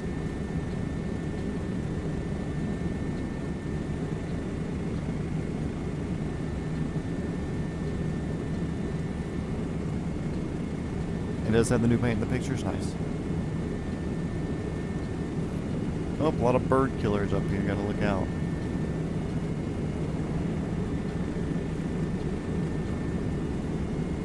Honestly, I like the new paint scheme.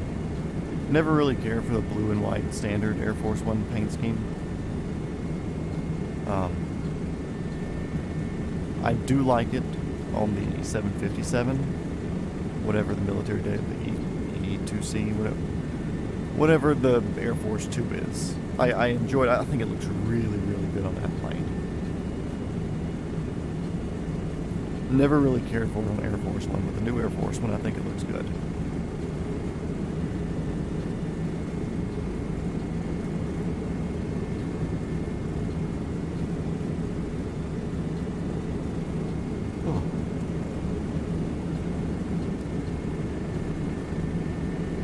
It looks more modern. All the roofs are different colors and everything. Weird.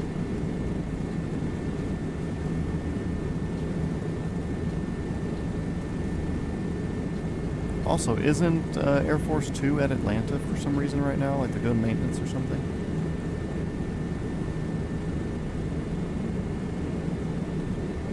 Or it was like a week ago. I saw somebody posting about it. I think Tower shared it.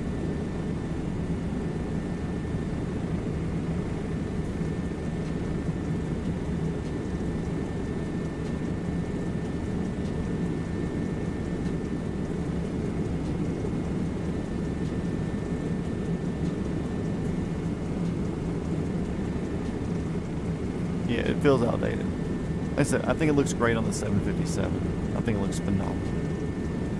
I just didn't care for it on the 747. Maybe it looked better when it first came out, but it, like you said, it might just be outdated and feel old because it is outdated and old.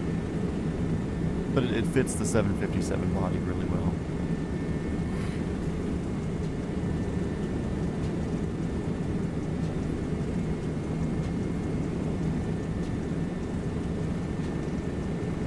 These towns feel different. In northern Paris towns, or north out of Paris towns. Blue roofs, longer, less housey. Weird. Completely different.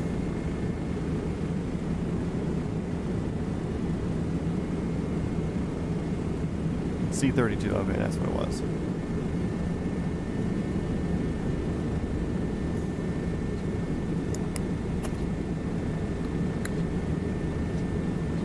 I feel like they do all Air Force One maintenance there at Andrews, right? They don't outsource it for anything, but it's just worth it for them to outsource certain things on that to contract with Delta, probably.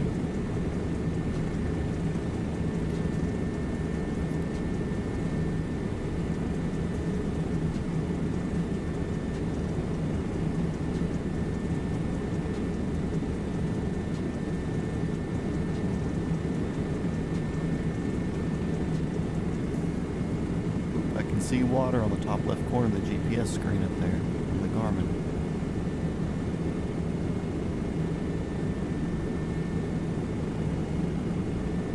What I might start doing is throwing a little left in here. We might catch the sea a little quicker.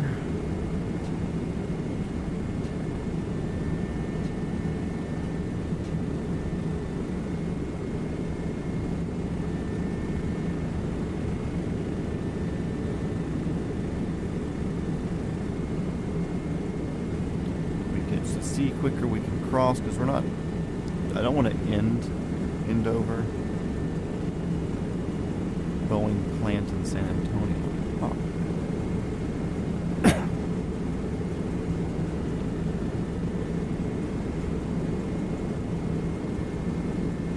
You think it'll stay the 747 for the foreseeable future?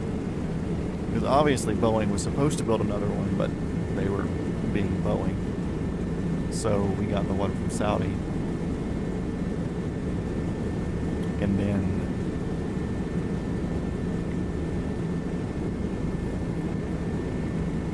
let's just assume Boeing does build another one, and it gives us another 35 years of service with like an upgrade path where maybe they touch it up, they do little things here and there, maybe 40 years. So let's just say 2070. 747 is okay. Cool. What do they get next? What's the next move? They go on like big 2-engine, like a 777X or something, or 7779. Or at that time, do you think somebody like Boom Supersonic will have an acceptable fast plane for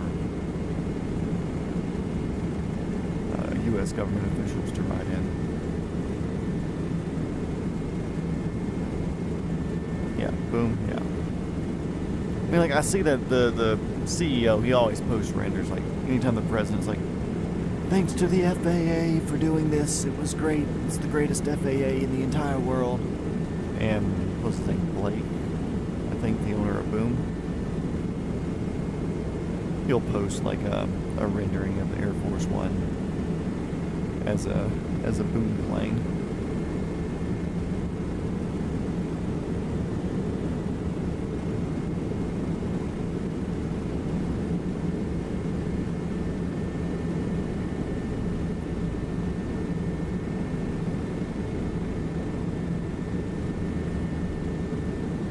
It also makes me curious, like, what the redundancy engine plan on something like that is. I don't know enough about how they work, but I assume if you lose one, you just shut down and you fly single engine. I'm assuming it's 2 engine. No idea though.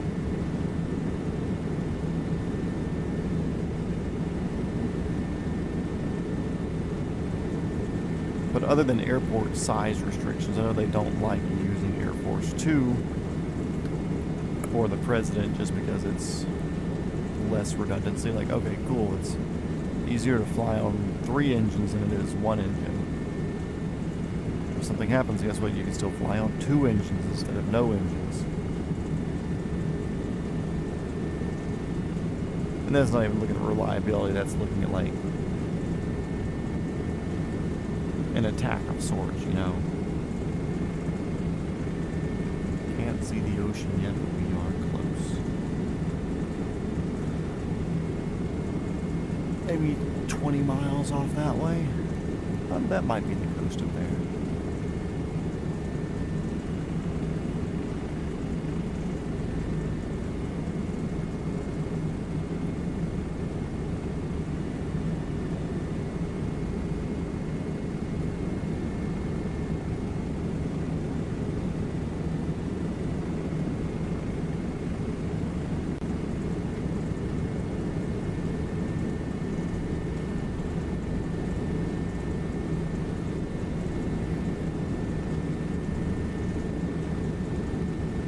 Cessna in Darwin, Australia to make an emergency landing after engine failure. Oh, that sucks. Like 172, 152, or was it something like a citation? The place Atlanta was a nudist beach. Sir, are you okay? Sir, could you put that up? That's funny. Saying that, I'm assuming it's like a 172, 152, something. Not a jet.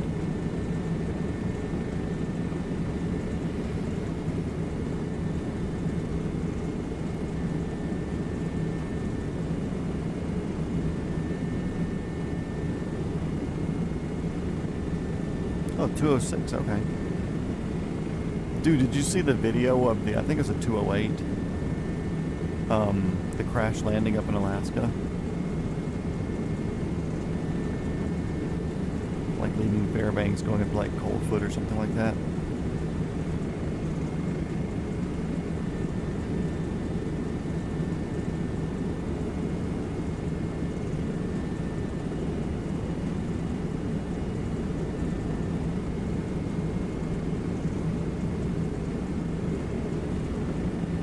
Also, with it being a 206, was it just like pilot, co-pilot, or was there like a full plane of people?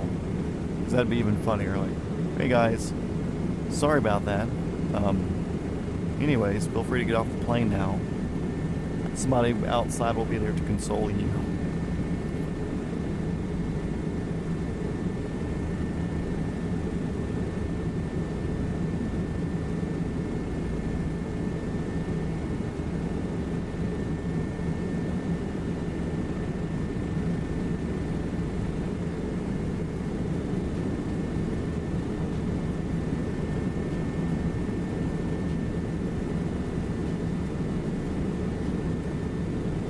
Looks like the sun's just melting into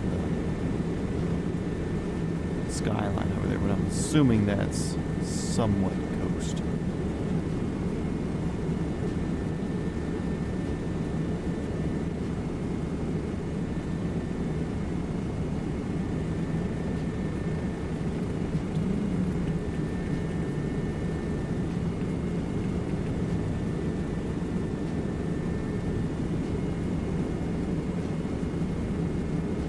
I think what we're going to do also, we're going to get to the beach, and I'm going to set down and hop out and go pee in the ocean real quick.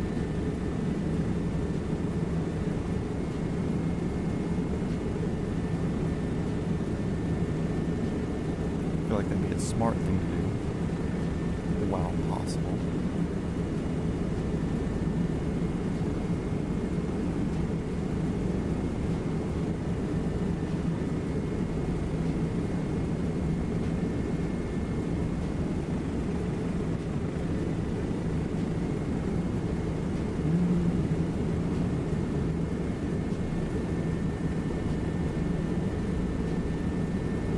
It's also funny, these little towns are so close to each other.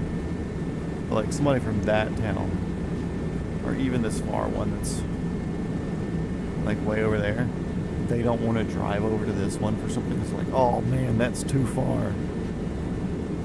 Our little European minds can't comprehend driving more than 10 miles to go somewhere.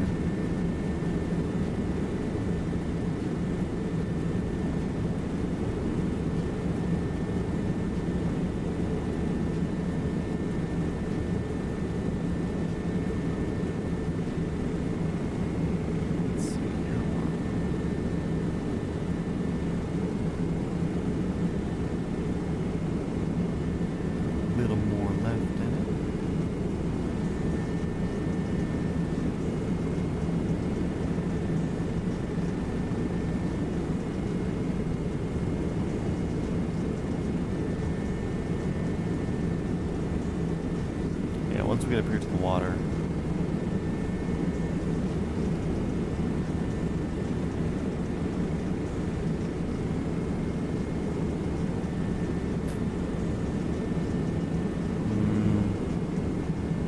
actually I'll follow director on it.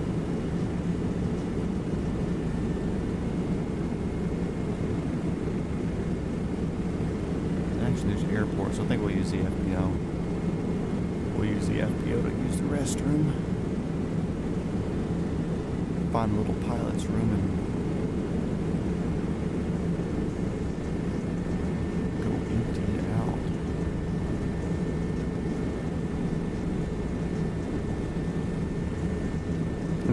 out. Go to Texas, 20-hour drive without leaving the state.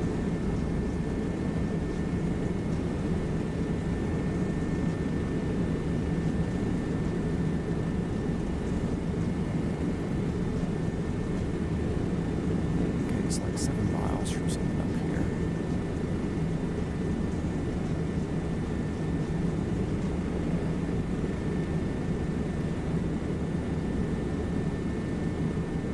I will say though, it's fun seeing all the Europeans that are really, really enjoying America over here for the World Cup. Because every state's different. Every state's different. A lot of them are the same, but there's so many different people in so many different places. But it's nice seeing people come and be like, oh wow, this isn't just like MAGA country or super liberal, super left. Like, it's just people. Just people having a good time. For the most part. Although I have seen some complain about like inner city stuff. Oh man, we were in downtown Atlanta, there are people yelling on the trains. It's like, okay, yeah, obviously.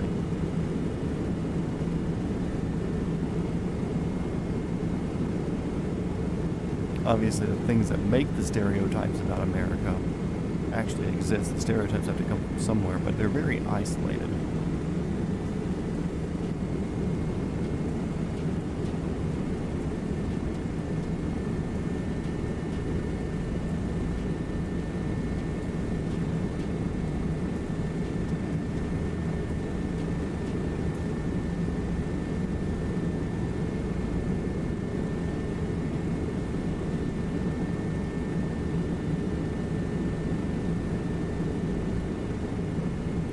River up here, that's what it looks like. Don't have that little sound. Cool. We're almost out of mainland Europe. I mean, honestly, we could be off mainland Europe in like 5 minutes if we just went straight to the water. You never stopped at in Gwinnett place until yesterday. Lots of Asian places. Yeah, that's for sure.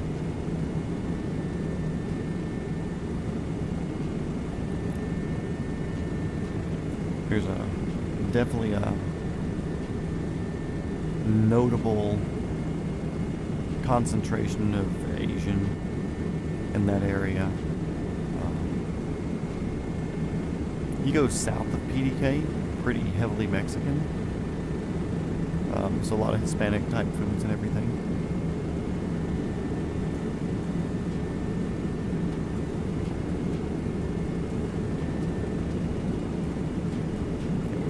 Airport or a helipad or something. Downtown.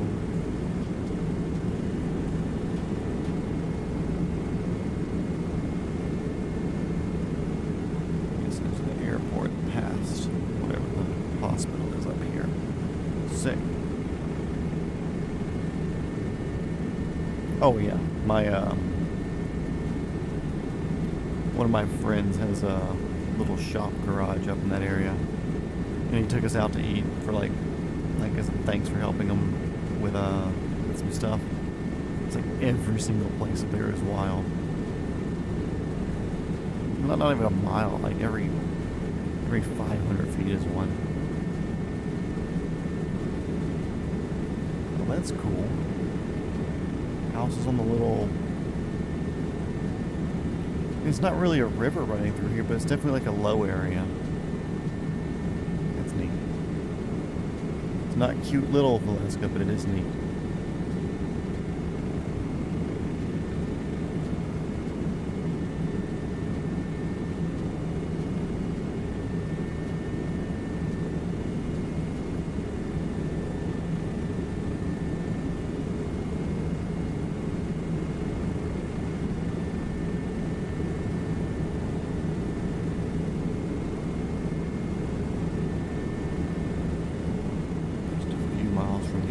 Now we'll use the FBO, then get across. across the channel. Okay, so there's the river. So it's just a lot of lowlands, but there is a river that's following it. Gotcha. Gotcha. Can't see the airport yet. It's up here. Can't see it.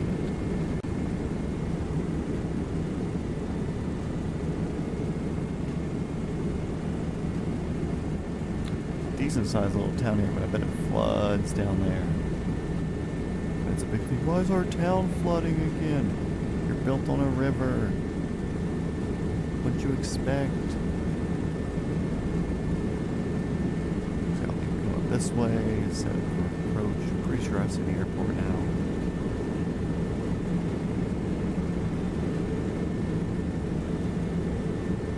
There's the hospital helipad. Cool.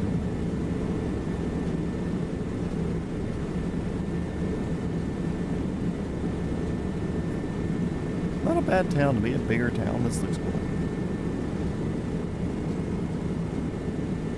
I think that's our runway over there.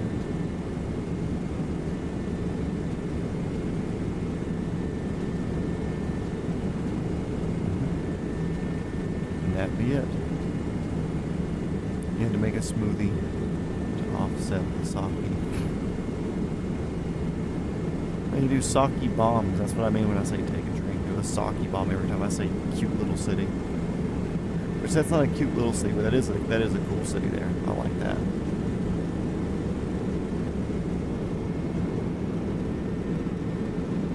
Okay, but don't know where the fuel farm is at this airport, but we're doing an approach in, that's for sure. Not the fuel farm, just the FBO, really. Gotta pee.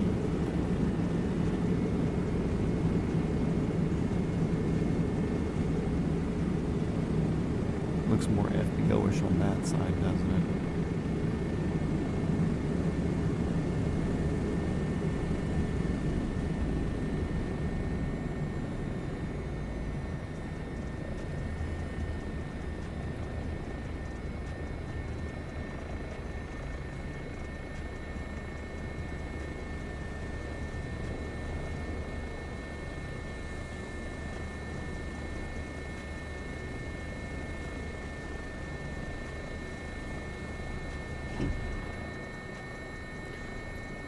Okay, I will be right back.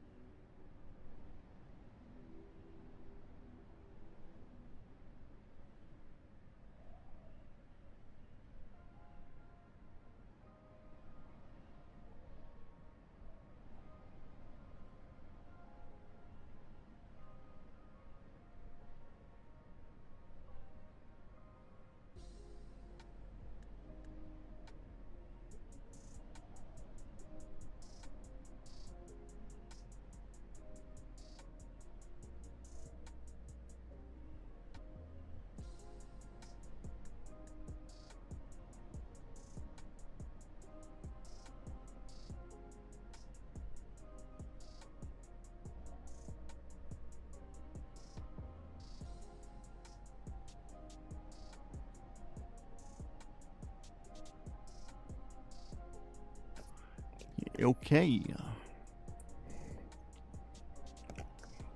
FBO was really nice. They held it for me.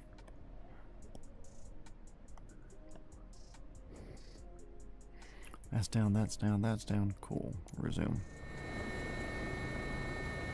I am way far back. Okay, that's better.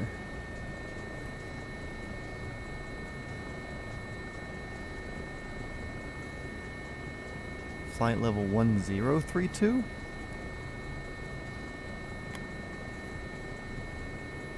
I don't think that's real. Unless they're doing something that we don't know about. Sure, I think your transponder's broken.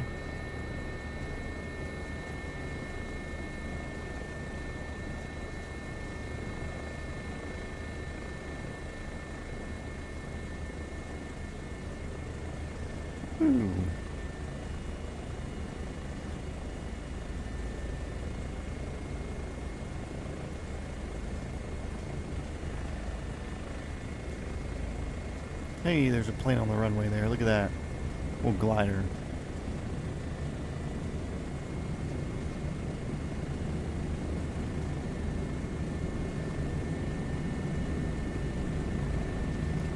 Honestly, it's neat when we see the U-2s like take off from Hawaii. You can see those on flight radar, then they disappear once they get over the Pacific. Then they'll pop back up whenever they're over Japan. And they're like 70 or 80,000 feet or something like that. Excuse me.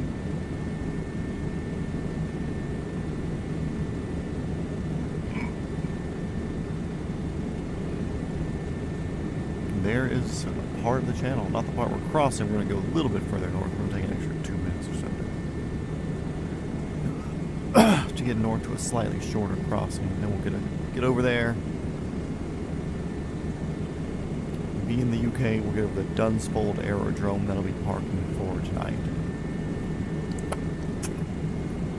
Another hour or so, probably, ish.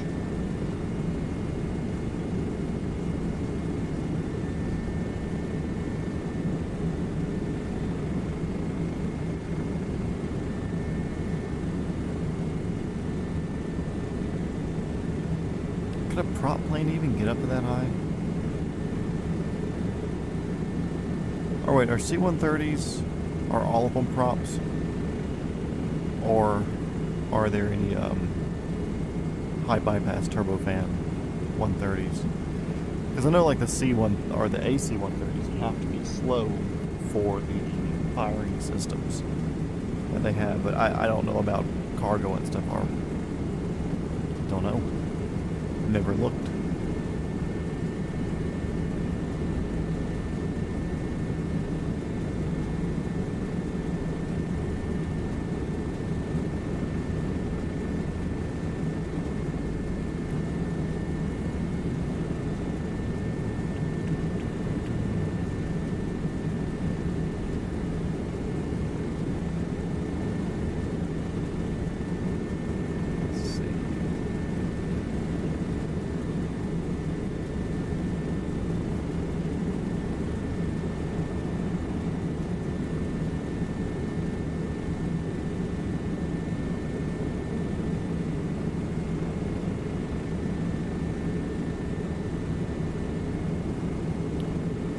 Next little sound up here, start the cross after we get on the north side of it. That'll be our jump point. They're all turboprop.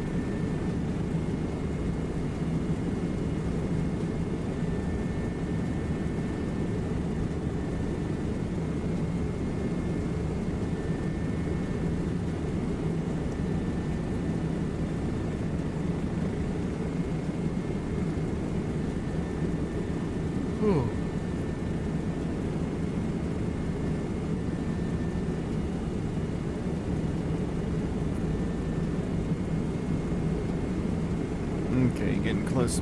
Who scheduled a water crossing for the end of the stream today? What an idiot.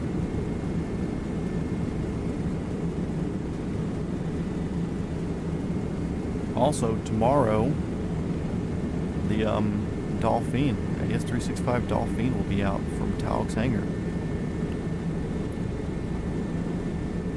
So I won't be using that in the next Around the World. I want to save that till we're doing some over water and want to get some speed. And we'll have to ferry tank that because they have a relatively short range. But we may do that heading north and getting up to Iceland, or from Iceland to Greenland. one of those jumps, we'll probably throw the Dolphin in the mix then.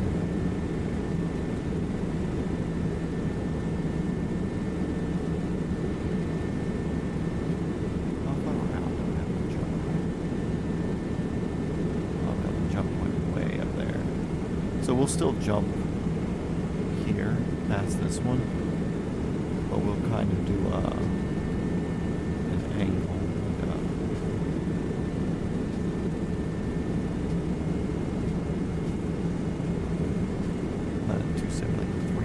Or so, kind of intercept with it.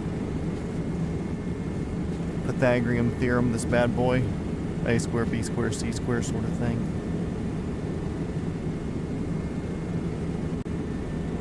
The dogs be barking at something.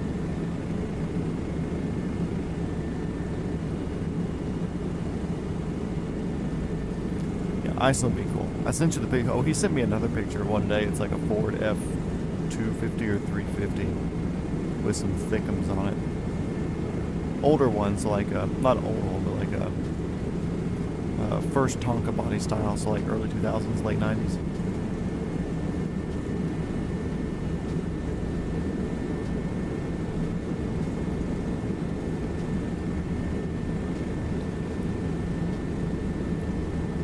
Thor, what was it? Hey, buddy. You can sit here, just don't breathe at me, okay? Please.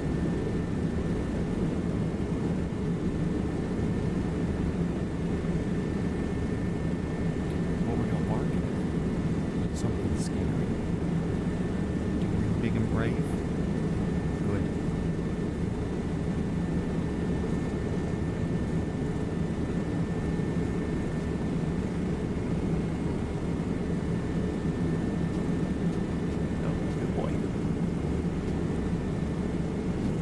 Dino again.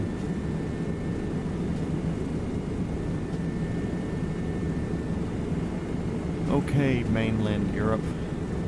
Anything else you want to tell us before we get out of here?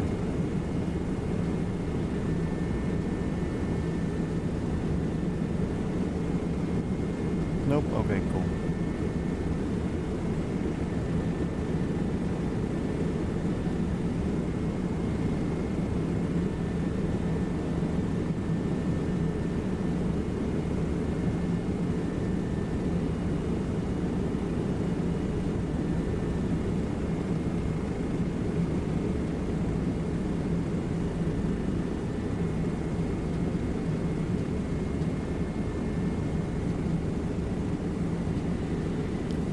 Got no need to go that far north. We'll start the cross now. I can basically already see the other side starting to want to render, so.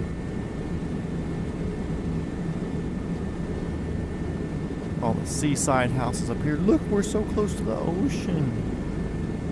We're so close to the ocean up here.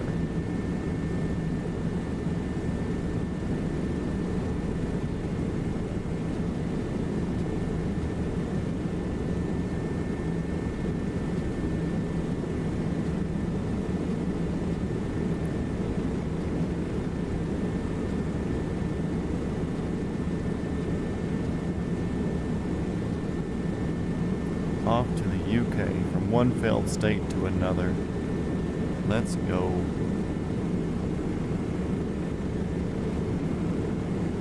Man, everybody in this town's like, man, I want to go to the beach. It's going to be an all-day trip. And they drive 20 minutes up here and they're like, whew.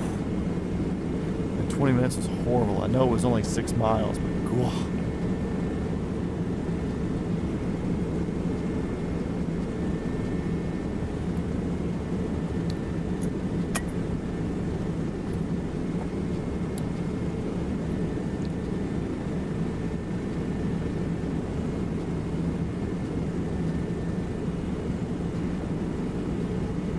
This may be the first time in a stream that I put something in the thumbnail and we're not going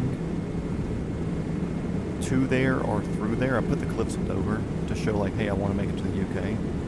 But I don't think we're going to go far enough north to where the Cliffs of Dover are actually a thing that we'll see. But in Death, oh, that's a lot closer for you. I was about to say, man, that's too far for a day trip, but yeah, you're much closer.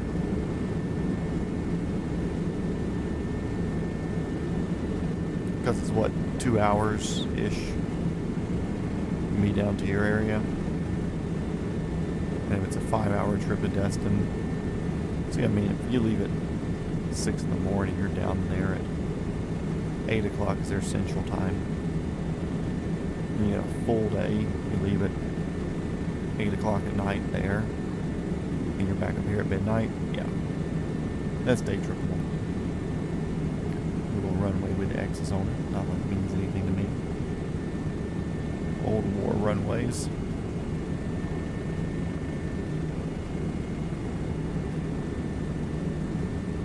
Okay. See you later, mainland. We are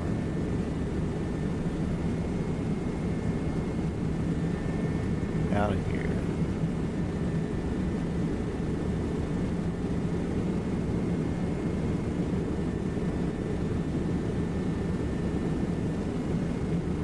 Okay, just kind of flying a straight line now.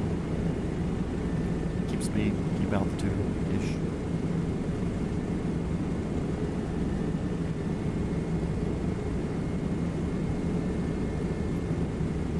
Who came up with this idea? Heading home at sundown? Yeah, sounds about right. So you'll probably be home a little bit after midnight, but either way. I'm not turning to follow the coast. I ain't following the coast. That ain't my plan. Ain't ever been my plan. Except for when it was.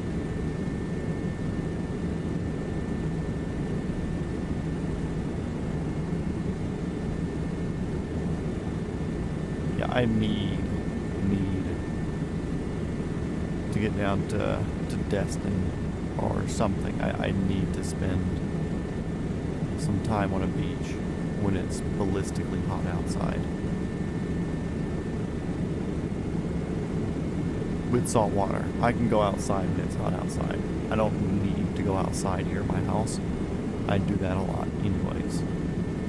I say as I sit in a cold basement room with fake sun shining in my eyes through virtual reality.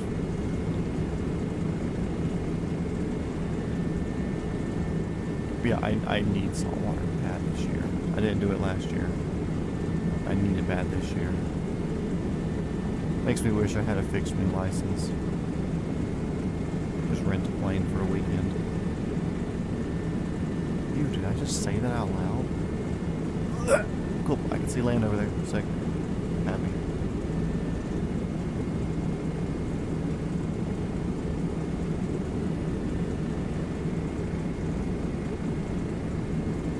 I will say that is a fixed wing benefit.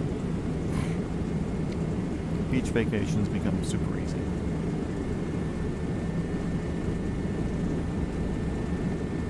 I mean, it's easy in a helicopter too, it's more expensive. If I had the money though, I'd definitely, it's like, hey Freddie, I want to rent the R44 for the weekend.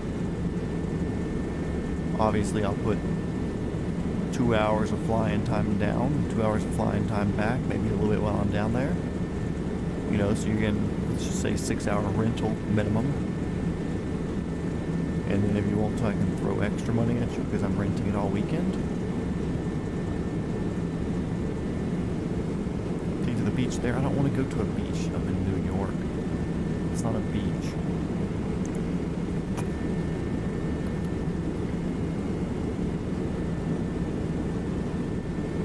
It's like, yeah, there's salt water there, but it's not. I've been spoiled by the Emerald Coast of Florida.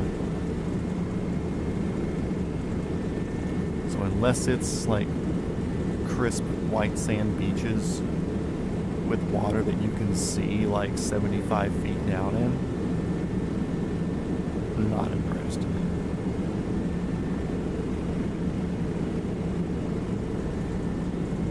And the water also there is like 85 degrees. It's wild.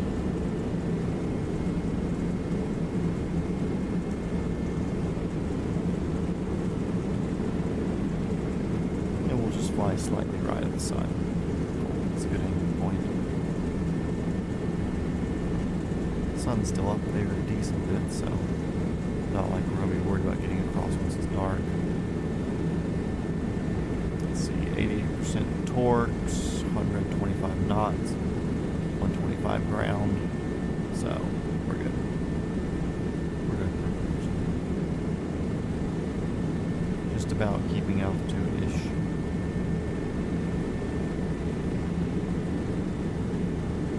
But it's Atlantic water. That's not good. You're well traveled. Have you been to Emerald Coast beaches? Like Destin, Santa Rosa Beach?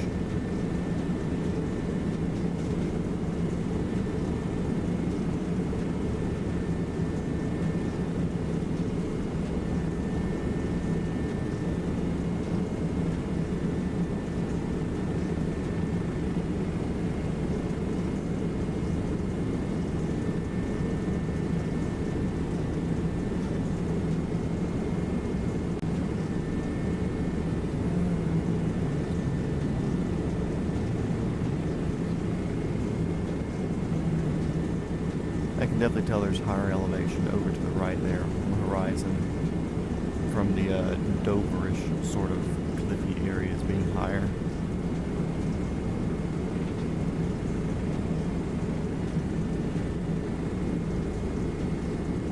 It's not as chill now, unless you're in the off season.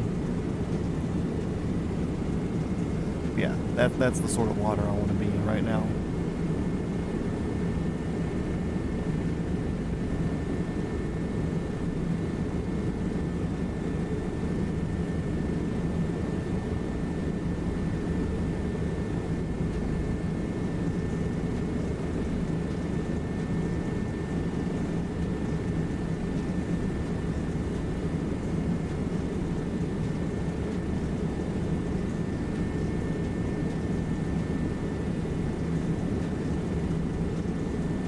Now about 7 miles from shore.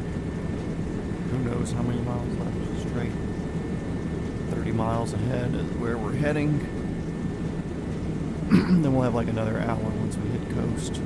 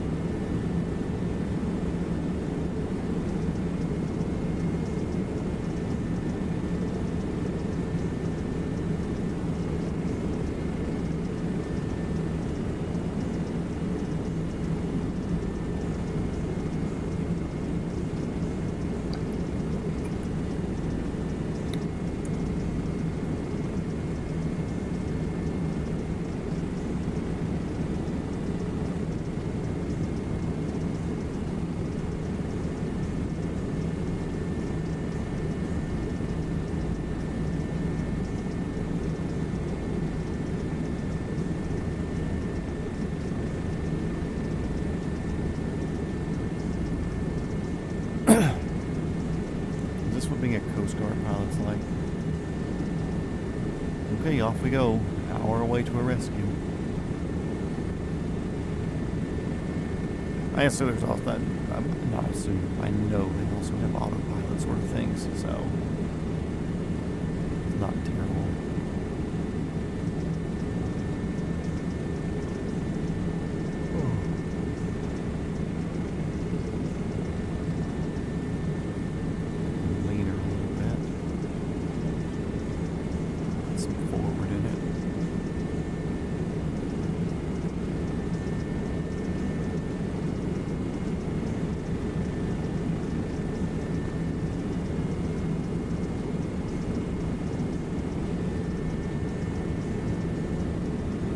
I mean, we will be flying over New York shortly. Shortly as in like a month. Depends on how many streams I can get done. The more east, or sorry, the more west we go, the more streams I can do, because I don't have to like start streaming at 11.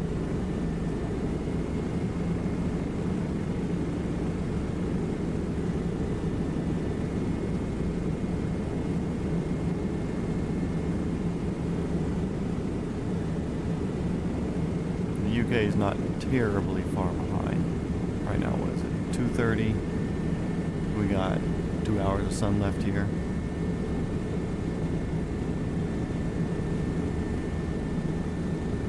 And we're higher up in the hemisphere. It's summertime. Solstice-ish.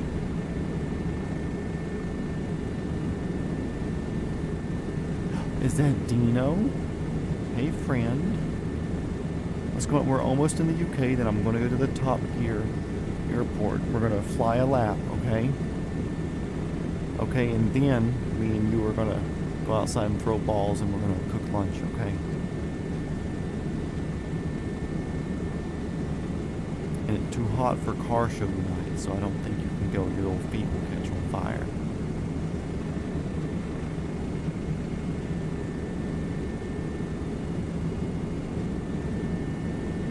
Can't have Dino feet catching on fire, okay?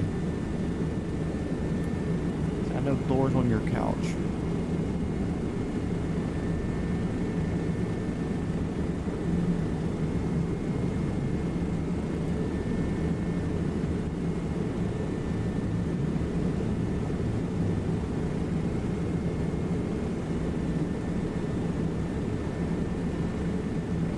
Oh yeah, I definitely see coast now. Closer than I was expecting. That's it there. I'm busy looking at the change in the shape on the horizon. Meanwhile, it's just blending in with the water there. Nice. And I can see it even through the sunlight now. Cool. We'll turn more into it.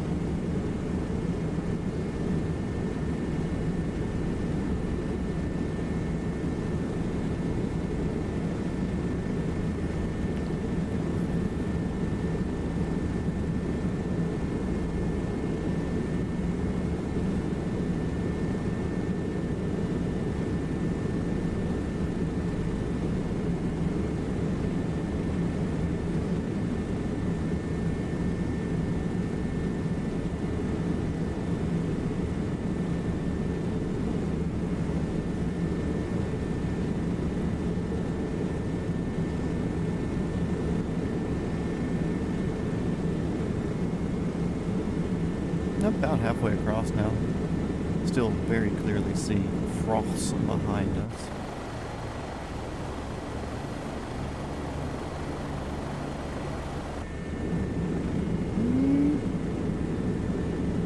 It's weird when you look backwards, everything's reversed. There's France. There's the UK.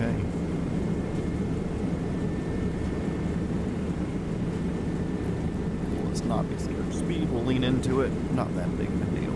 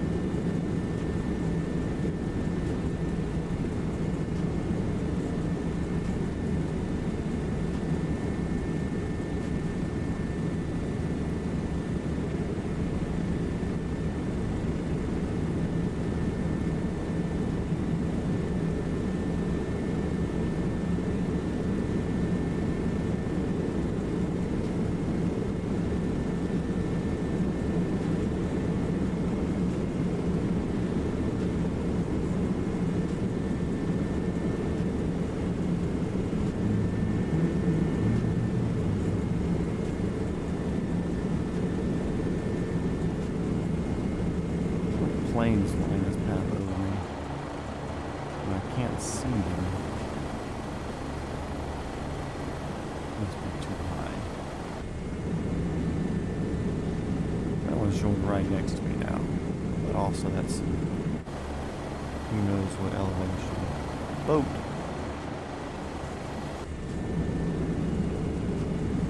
Hello, boat. You've been intercepted.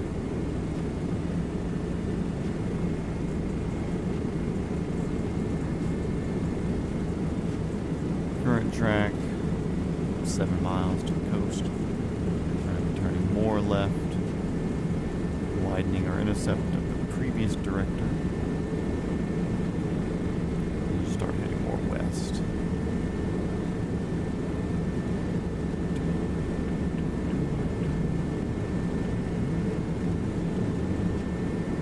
How much flying have I done in the UK? I think I've done a little bit of London flying just for fun.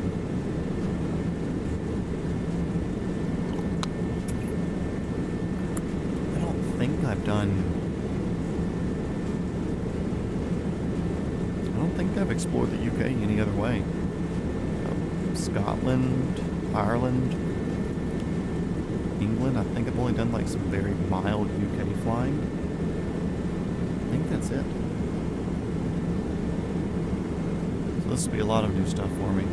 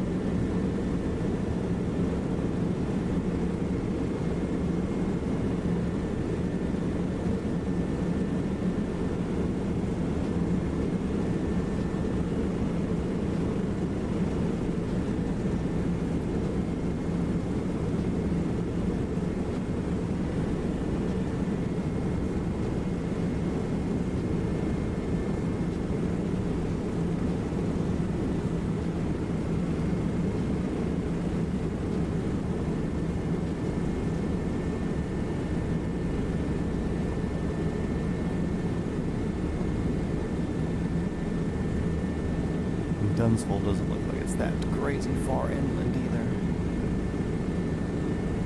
Or should it be? Cool, cool, cool.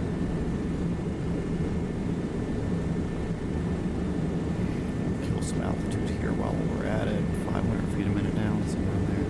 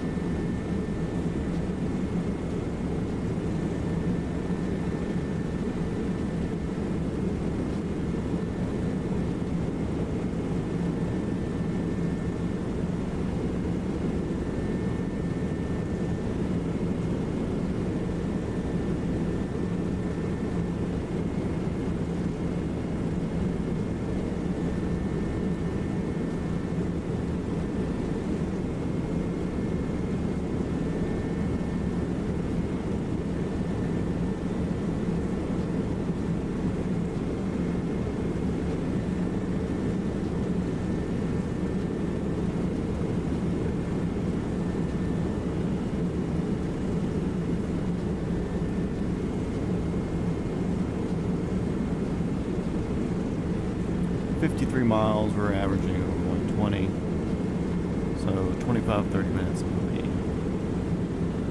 be getting the Gucci's. Welcome back. You missed the entire boring part, don't worry.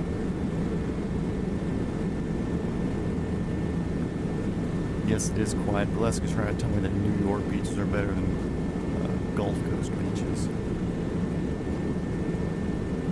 So I'm giving her the silent treatment.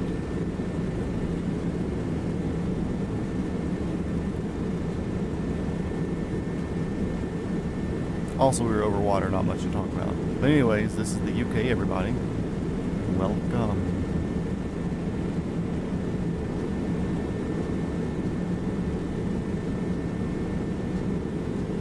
What do you mean, lies?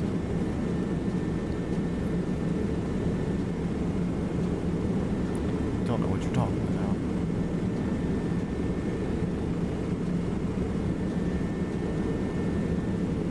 don't know. It sounded to me like you said they were better. That's what my brain picked up.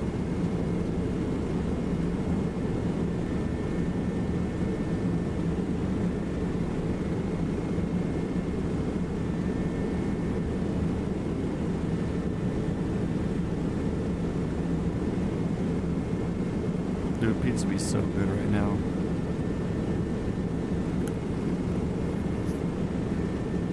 Can't do dairy right now for another week and a half, 2 weeks on the fast.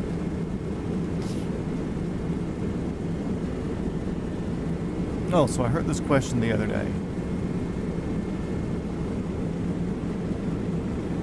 But there are some gyms that are famous classic beaches. Yeah, sure. I mean, Pebble Beach is like an Icelander classic and famous, but it doesn't mean I want to lay down and suntan on them. Welcome to the UK. Woo, woo, woo, woo. Another country on the list. So yeah, I heard this question the other day, and I would like y'all's expert opinion on this. If tomorrow one of these foods had to go away forever, to never be seen again, would tacos or pizza be what you choose to go away, or what you choose to keep? I have my answer. And I have a different way of explaining it, because I heard them make some points about it when they were talking about it. But I had another point where I was like, okay, cool, this one holds more water for me than their points.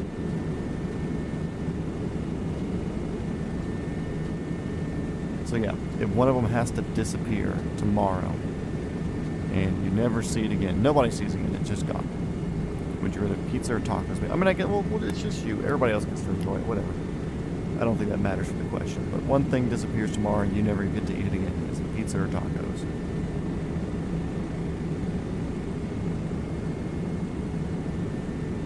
I mean, they've been frozen for 2 weeks and they are there.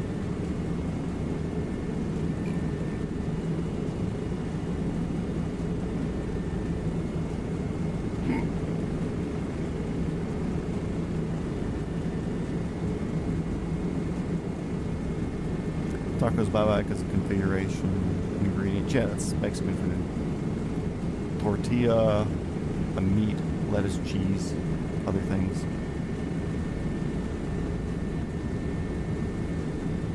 Yeah, these people, one of them said tacos bye.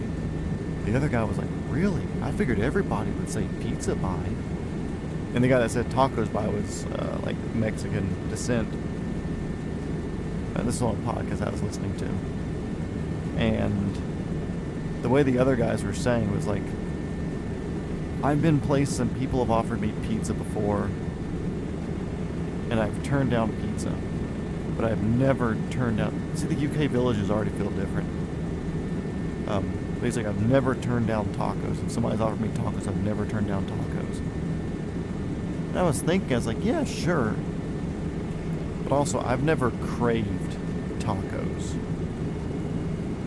Like, there's been times where I'm like, oh, you know, taco would be nice right now. But I've never craved tacos. I crave pizza. I crave my calzone that I get every week. I have never craved tacos. BRB, good luck.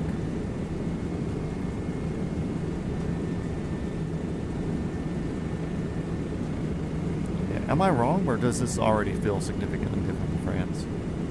You might have to fill your glass up. I think I'm about to start dropping some cute little towns here shortly. Little RV park there, look at that.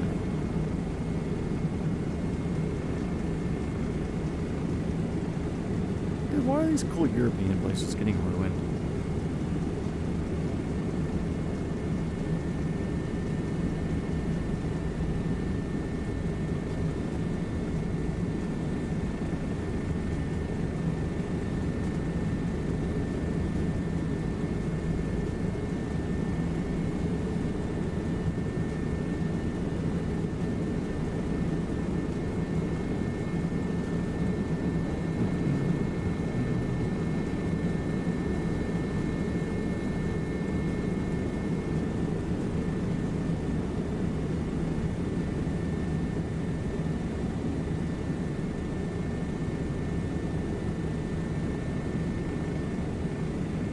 crave tacos, but there's a place there called Dirty Tacos, amazing, blah, blah, blah. I mean, yeah, but like I feel like I can get the mix of ingredients and just about, kind of like you were saying, like tacos can go away, but you can still get it like a burrito or tortillas or whatever.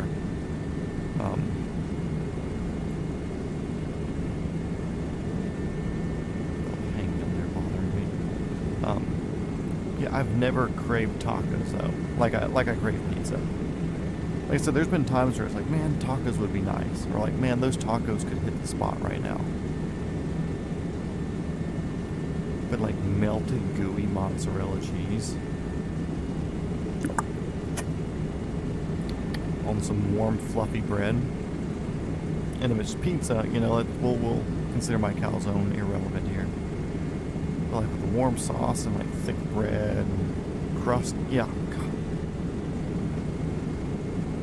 Yeah, pizza. I crave pizza. I've never craved tacos the way I crave pizza. Looks like a ram. Ooh, froze on me for a second. That was no fun.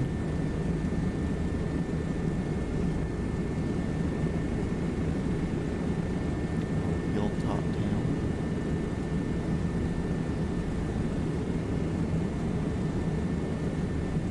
Does it qualify as a drink? No, not quite.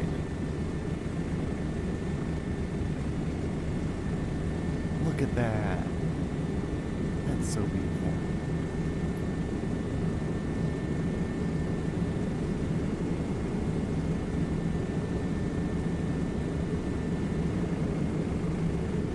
Jinx.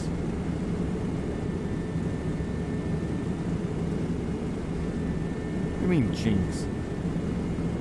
You can't jinx me. You didn't say it. You typed it.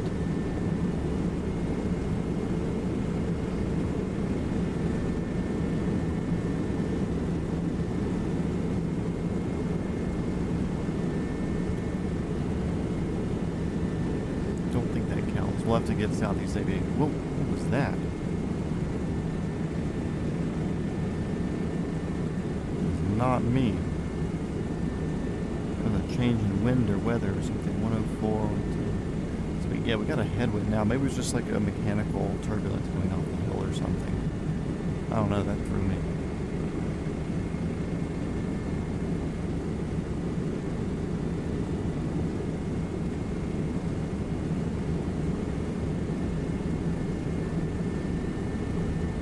Look, I don't make the rules, I just come up with them, okay?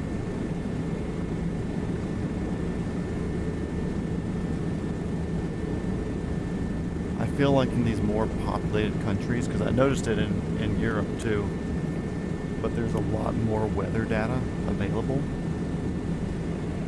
And because the weather data is available, they're able to get more accurate modeling of ground level winds across areas that have substantial geographical features to create like mechanical turbulence.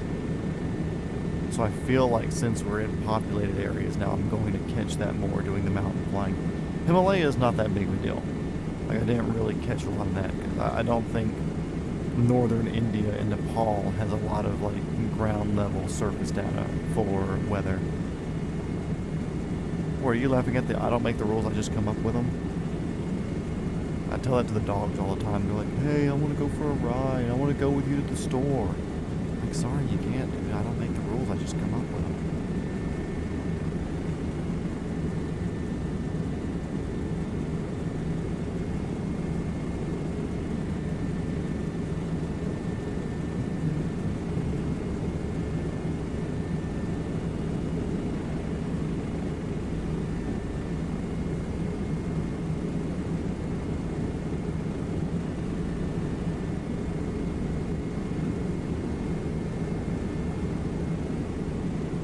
Southern UK, kind of cool. Babylon Brook over here. What's this? Ooh, this town has a view. Oh, this town has a view.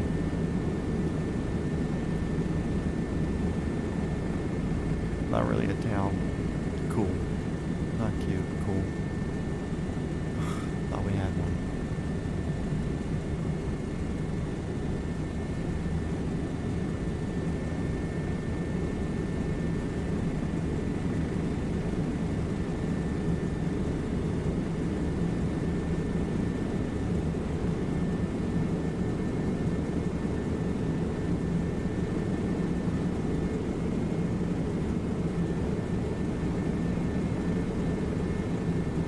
Found some pizza ovens preheating. Let's go.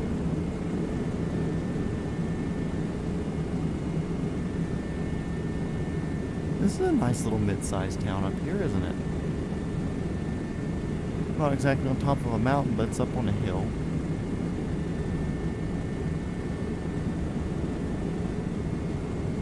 Not bad.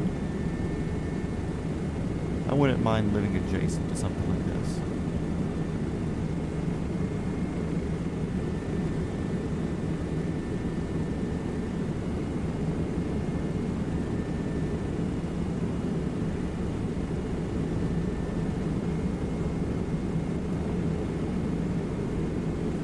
But on the other hand, you got me a little bit buzzed. Cute little town, cute little town, cute little town, cute little town, cute little town. Drink, drink, drink. Hey, Thor, get out of here, buddy. Go do dog stuff.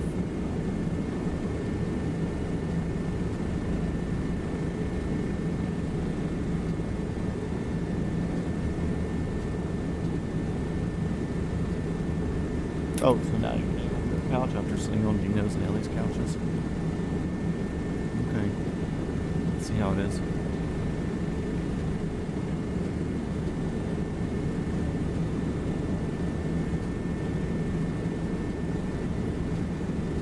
Town is called.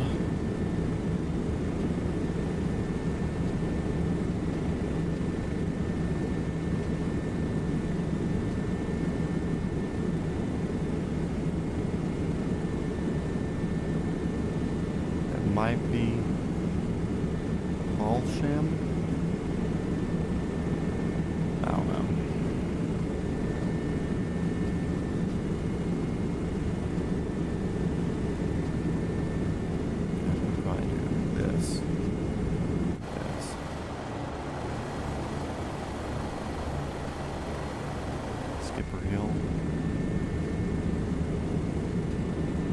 Fire, ash, down. What are these fake names?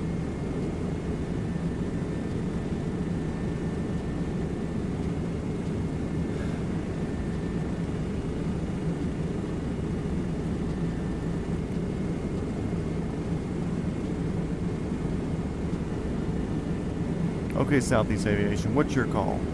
One of them disappears tomorrow, pizza or tacos? And what's the reason? I say tacos can go away because a whole bunch of other dishes that exist still exist with the same ingredient stack. And I can always like go for tacos, but I've never like, I always crave pizza. So tacos can go away, keep pizza. That's my thing. GFC.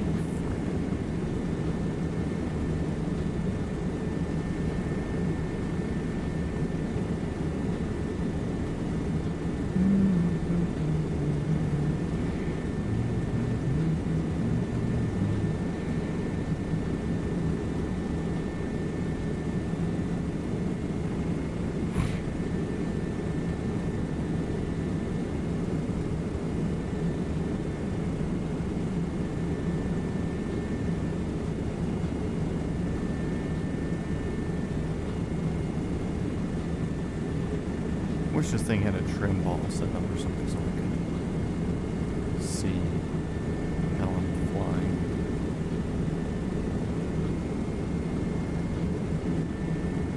Taco, same reason? Yeah.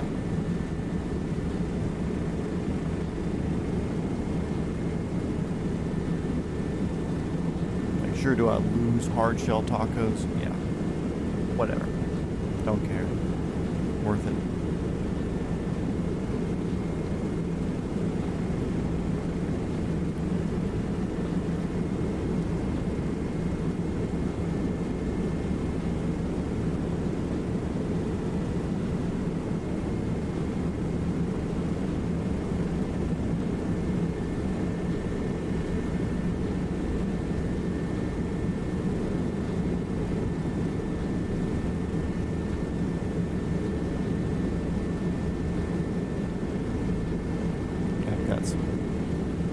Rice that I cooked the other day upstairs in my rice cooker, some mushrooms and peppers and onions that I have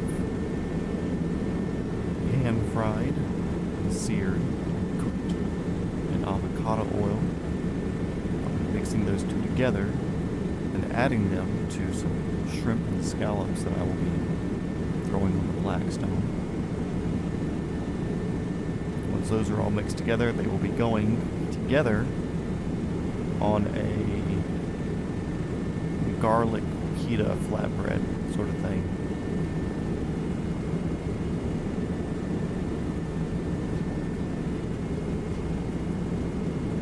Talkable to get by. Ooh. It's not bad. So the UK towns feel more like they are built on the main road versus the Italian towns, which feel like they're built in pockets. The French towns feel like they're built more in... I don't know how to describe French towns. Ooh, this one looks like it has a good downtown.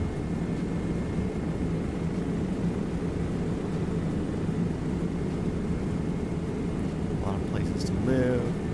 Not a lot of places to do stuff.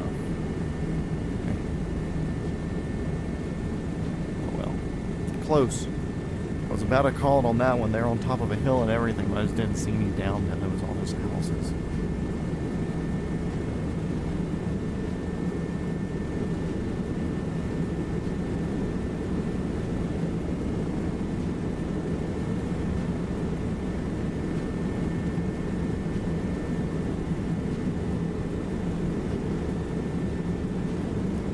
Hey Dino, welcome back, buddy. We're in the UK.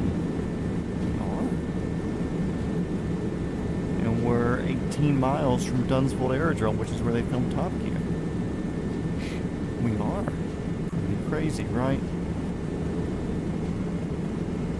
So I would have made it there sooner if I started the Around the World series in the other direction, wouldn't I?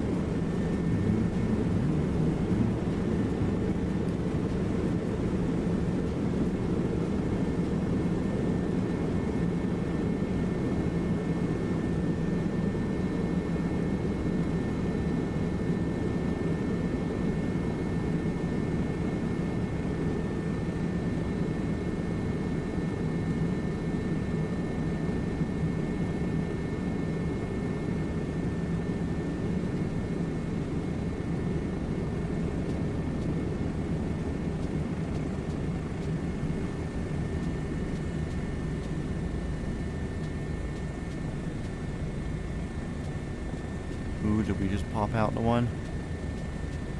Oh, frozen. Oh, there we go. Let's see. Got a bit of housing around. All these just look like homes. It doesn't look like a town. I don't see like shopping areas or anything. Alaska, you are keeping safe for now.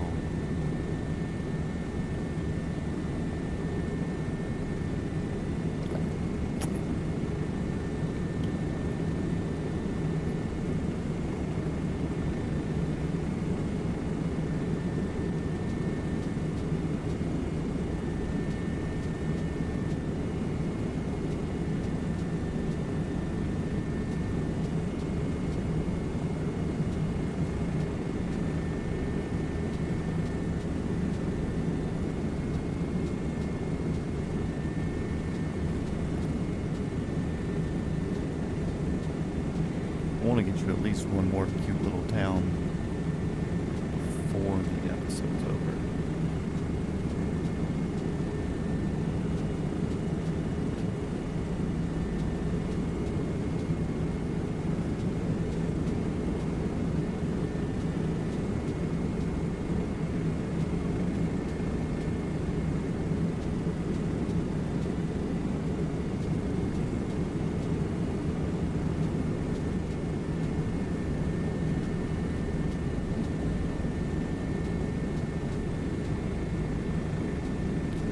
there's hills and stuff over there. That's not supposed to exist. What is that?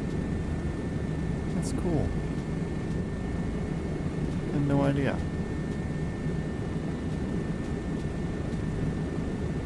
Here's a motorway. There's a population center over there. EGKK Airport, whatever that is. Echo Golf Kilo Kilo.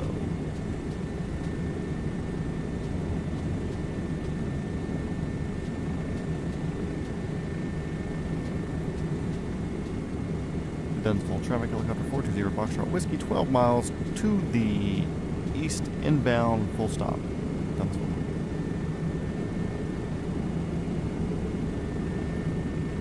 What do you mean terrible, trying to make you tipsy? Ain't my fault you agreed to the game. You have free will.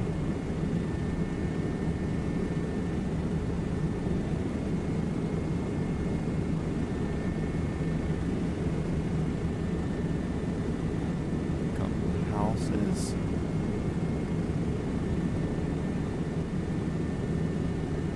Houses, little shopping area downtown. Okay, cool. That is a cute little area there. I'll take that one. And it's nicer too, on a hill, kind of away from people, still near the big towns. Acceptable. Doesn't have a name.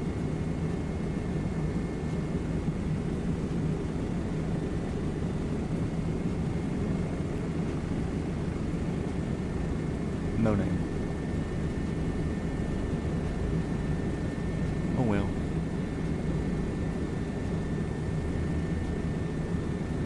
Meat, cheese, flour, exactly. Cheese is a big thing. Cheese is addictive. Cheese is what I'm missing the most during the fast right now.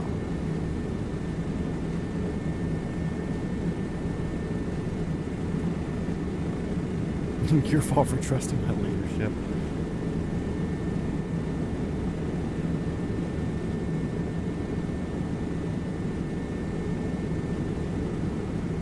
Hey, look at that. Dunsfold's finally on the mini-map down here.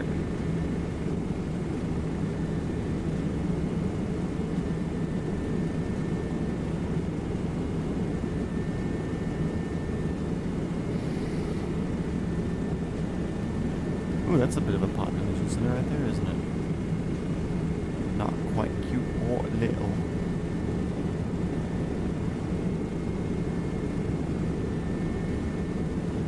We'll follow the A40 over to Dunsfold, or whatever they say, I don't know.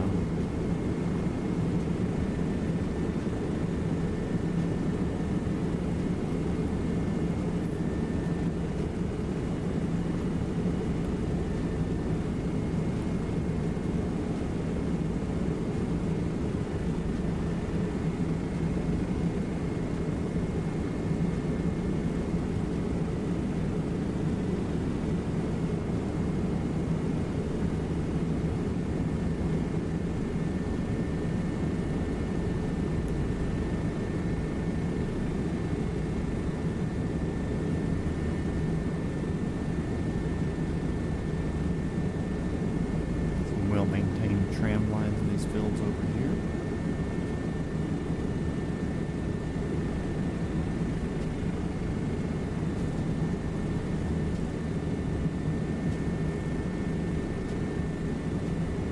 Nice.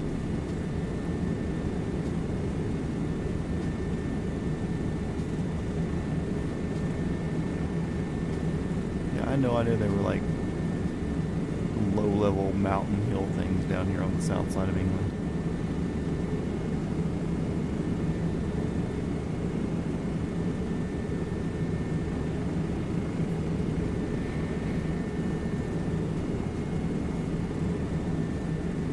Dunsfold Aerodrome, helicopter 420 Foxtrot Whiskey, 5 miles to the east inbound, full stop, Dunsfold. I assume they probably have a tower there, they would. Or it's technically like shut down-ish, but kind of not. They use it as a storage place. I don't know. It's a weird situation.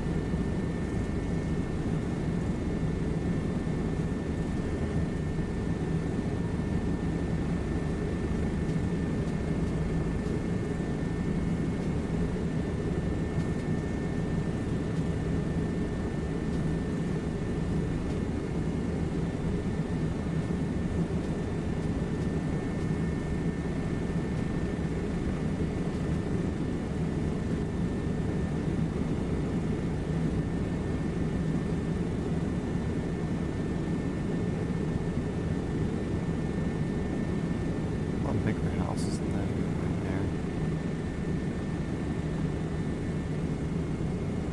And now I throw a little bit of altitude. I should probably see Dunsville up there, which, yeah.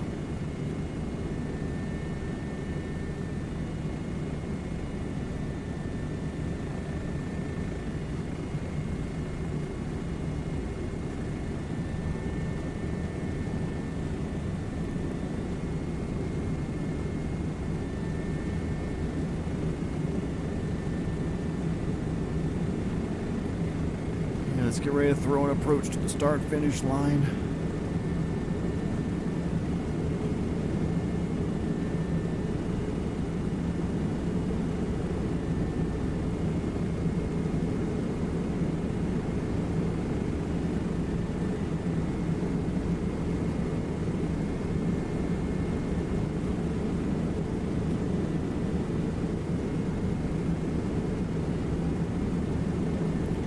Guys, finishing airport for today.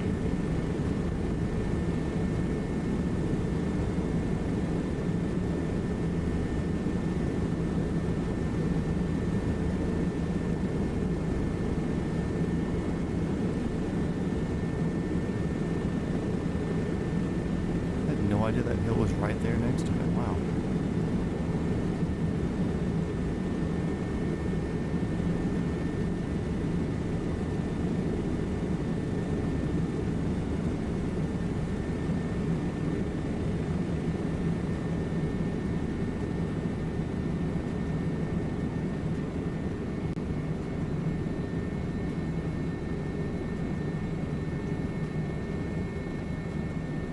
Actually, I think we'll need to spawn down here. So what I'll do, I'll touch skids real quick. Lock us in for a finishing spot.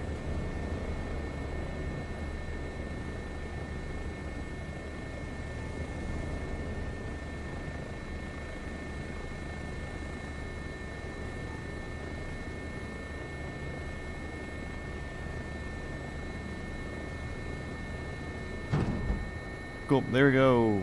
Dunsville. Now let's run the Top Gear course. Then we'll come back and park.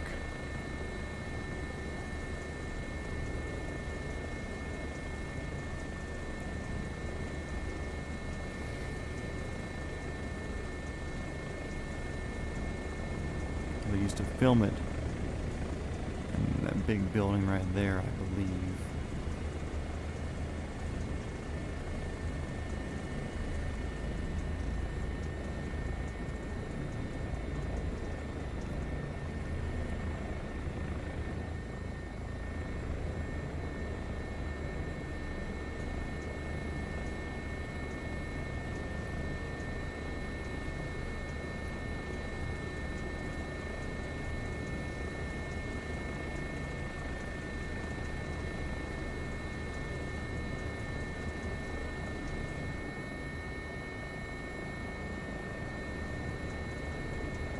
Okay, now this one isn't quite the Ferrari of the sky, as that'd be like the 500.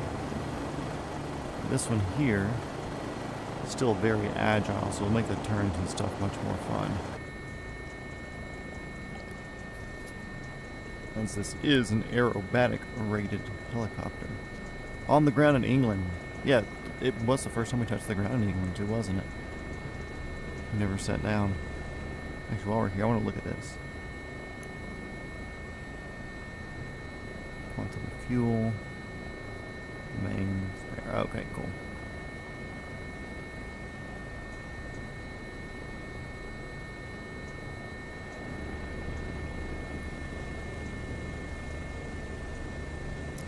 And he's off.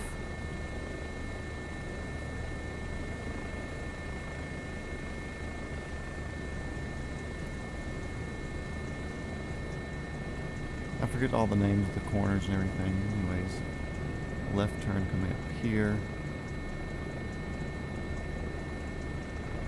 Slide that around that way. Stay on the outside. I think it comes this way. It's a lot sharper than I expected. Come all the way up here. The hammerhead is have it laid out. Okay, that's the hammerhead. I didn't know what it looked like from the air. So that would be around this way.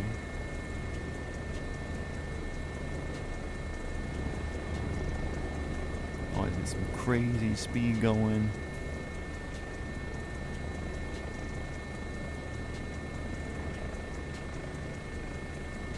Hit that, and there's the tires here. Everybody dips their wheel off the track right there, just like I did, because I'm a racing driver. Second to last corner. Gambon and through the line. I want to do it again, but knowing how tight those places are.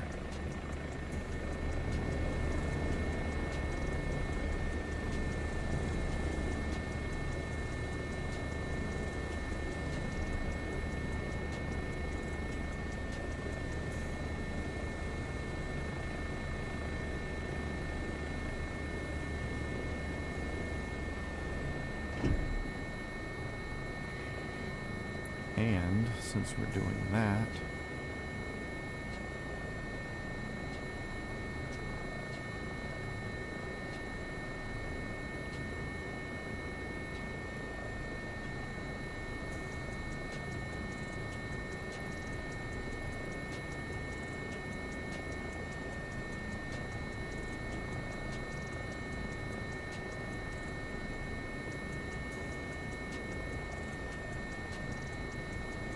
out of here, lady. Put me in the pilot seat.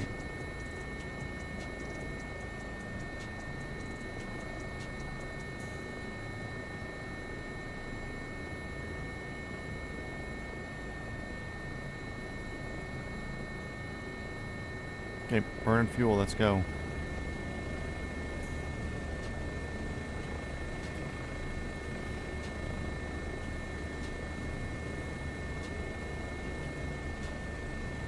It's nice that she hung her headset up for us.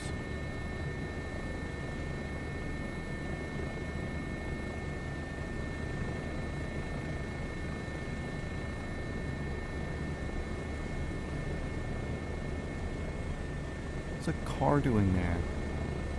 I come around this way.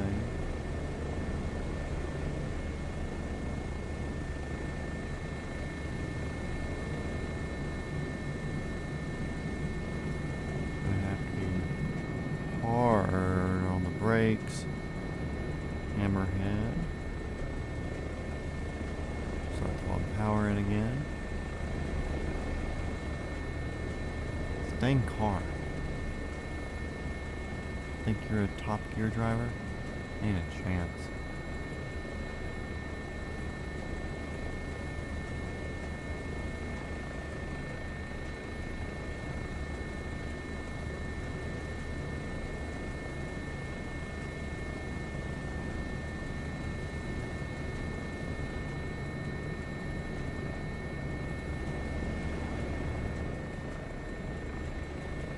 And across the line. And let's go park before we run out of fuel. Cool, Top Gear test track flown. I don't know if that was ever on my plan for the Around the World series, but it's been done now. So, good for us.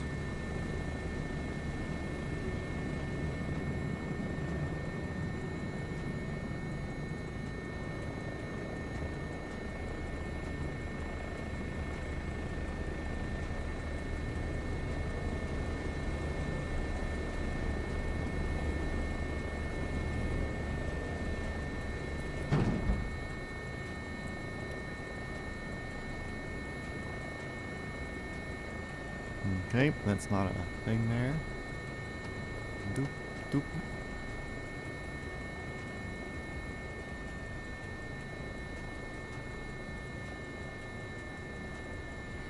Yeah, it could be a short. Well, I try to do it in the 500 later.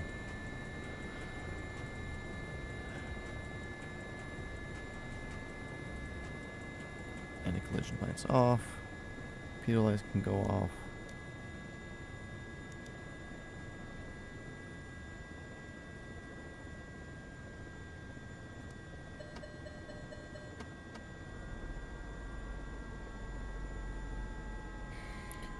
There's a lot more cooldown that is involved. But this is a rental. So.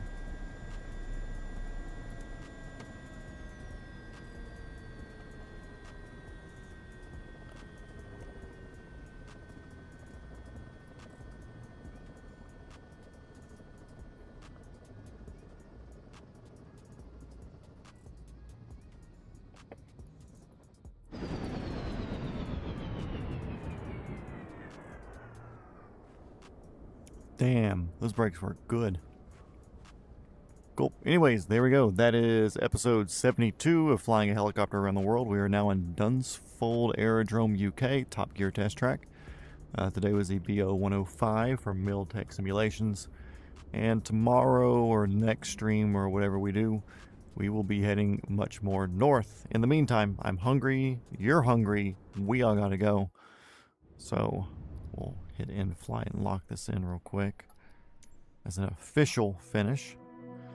And yeah, thank you everybody for watching, and we will see you on the next one. Adios.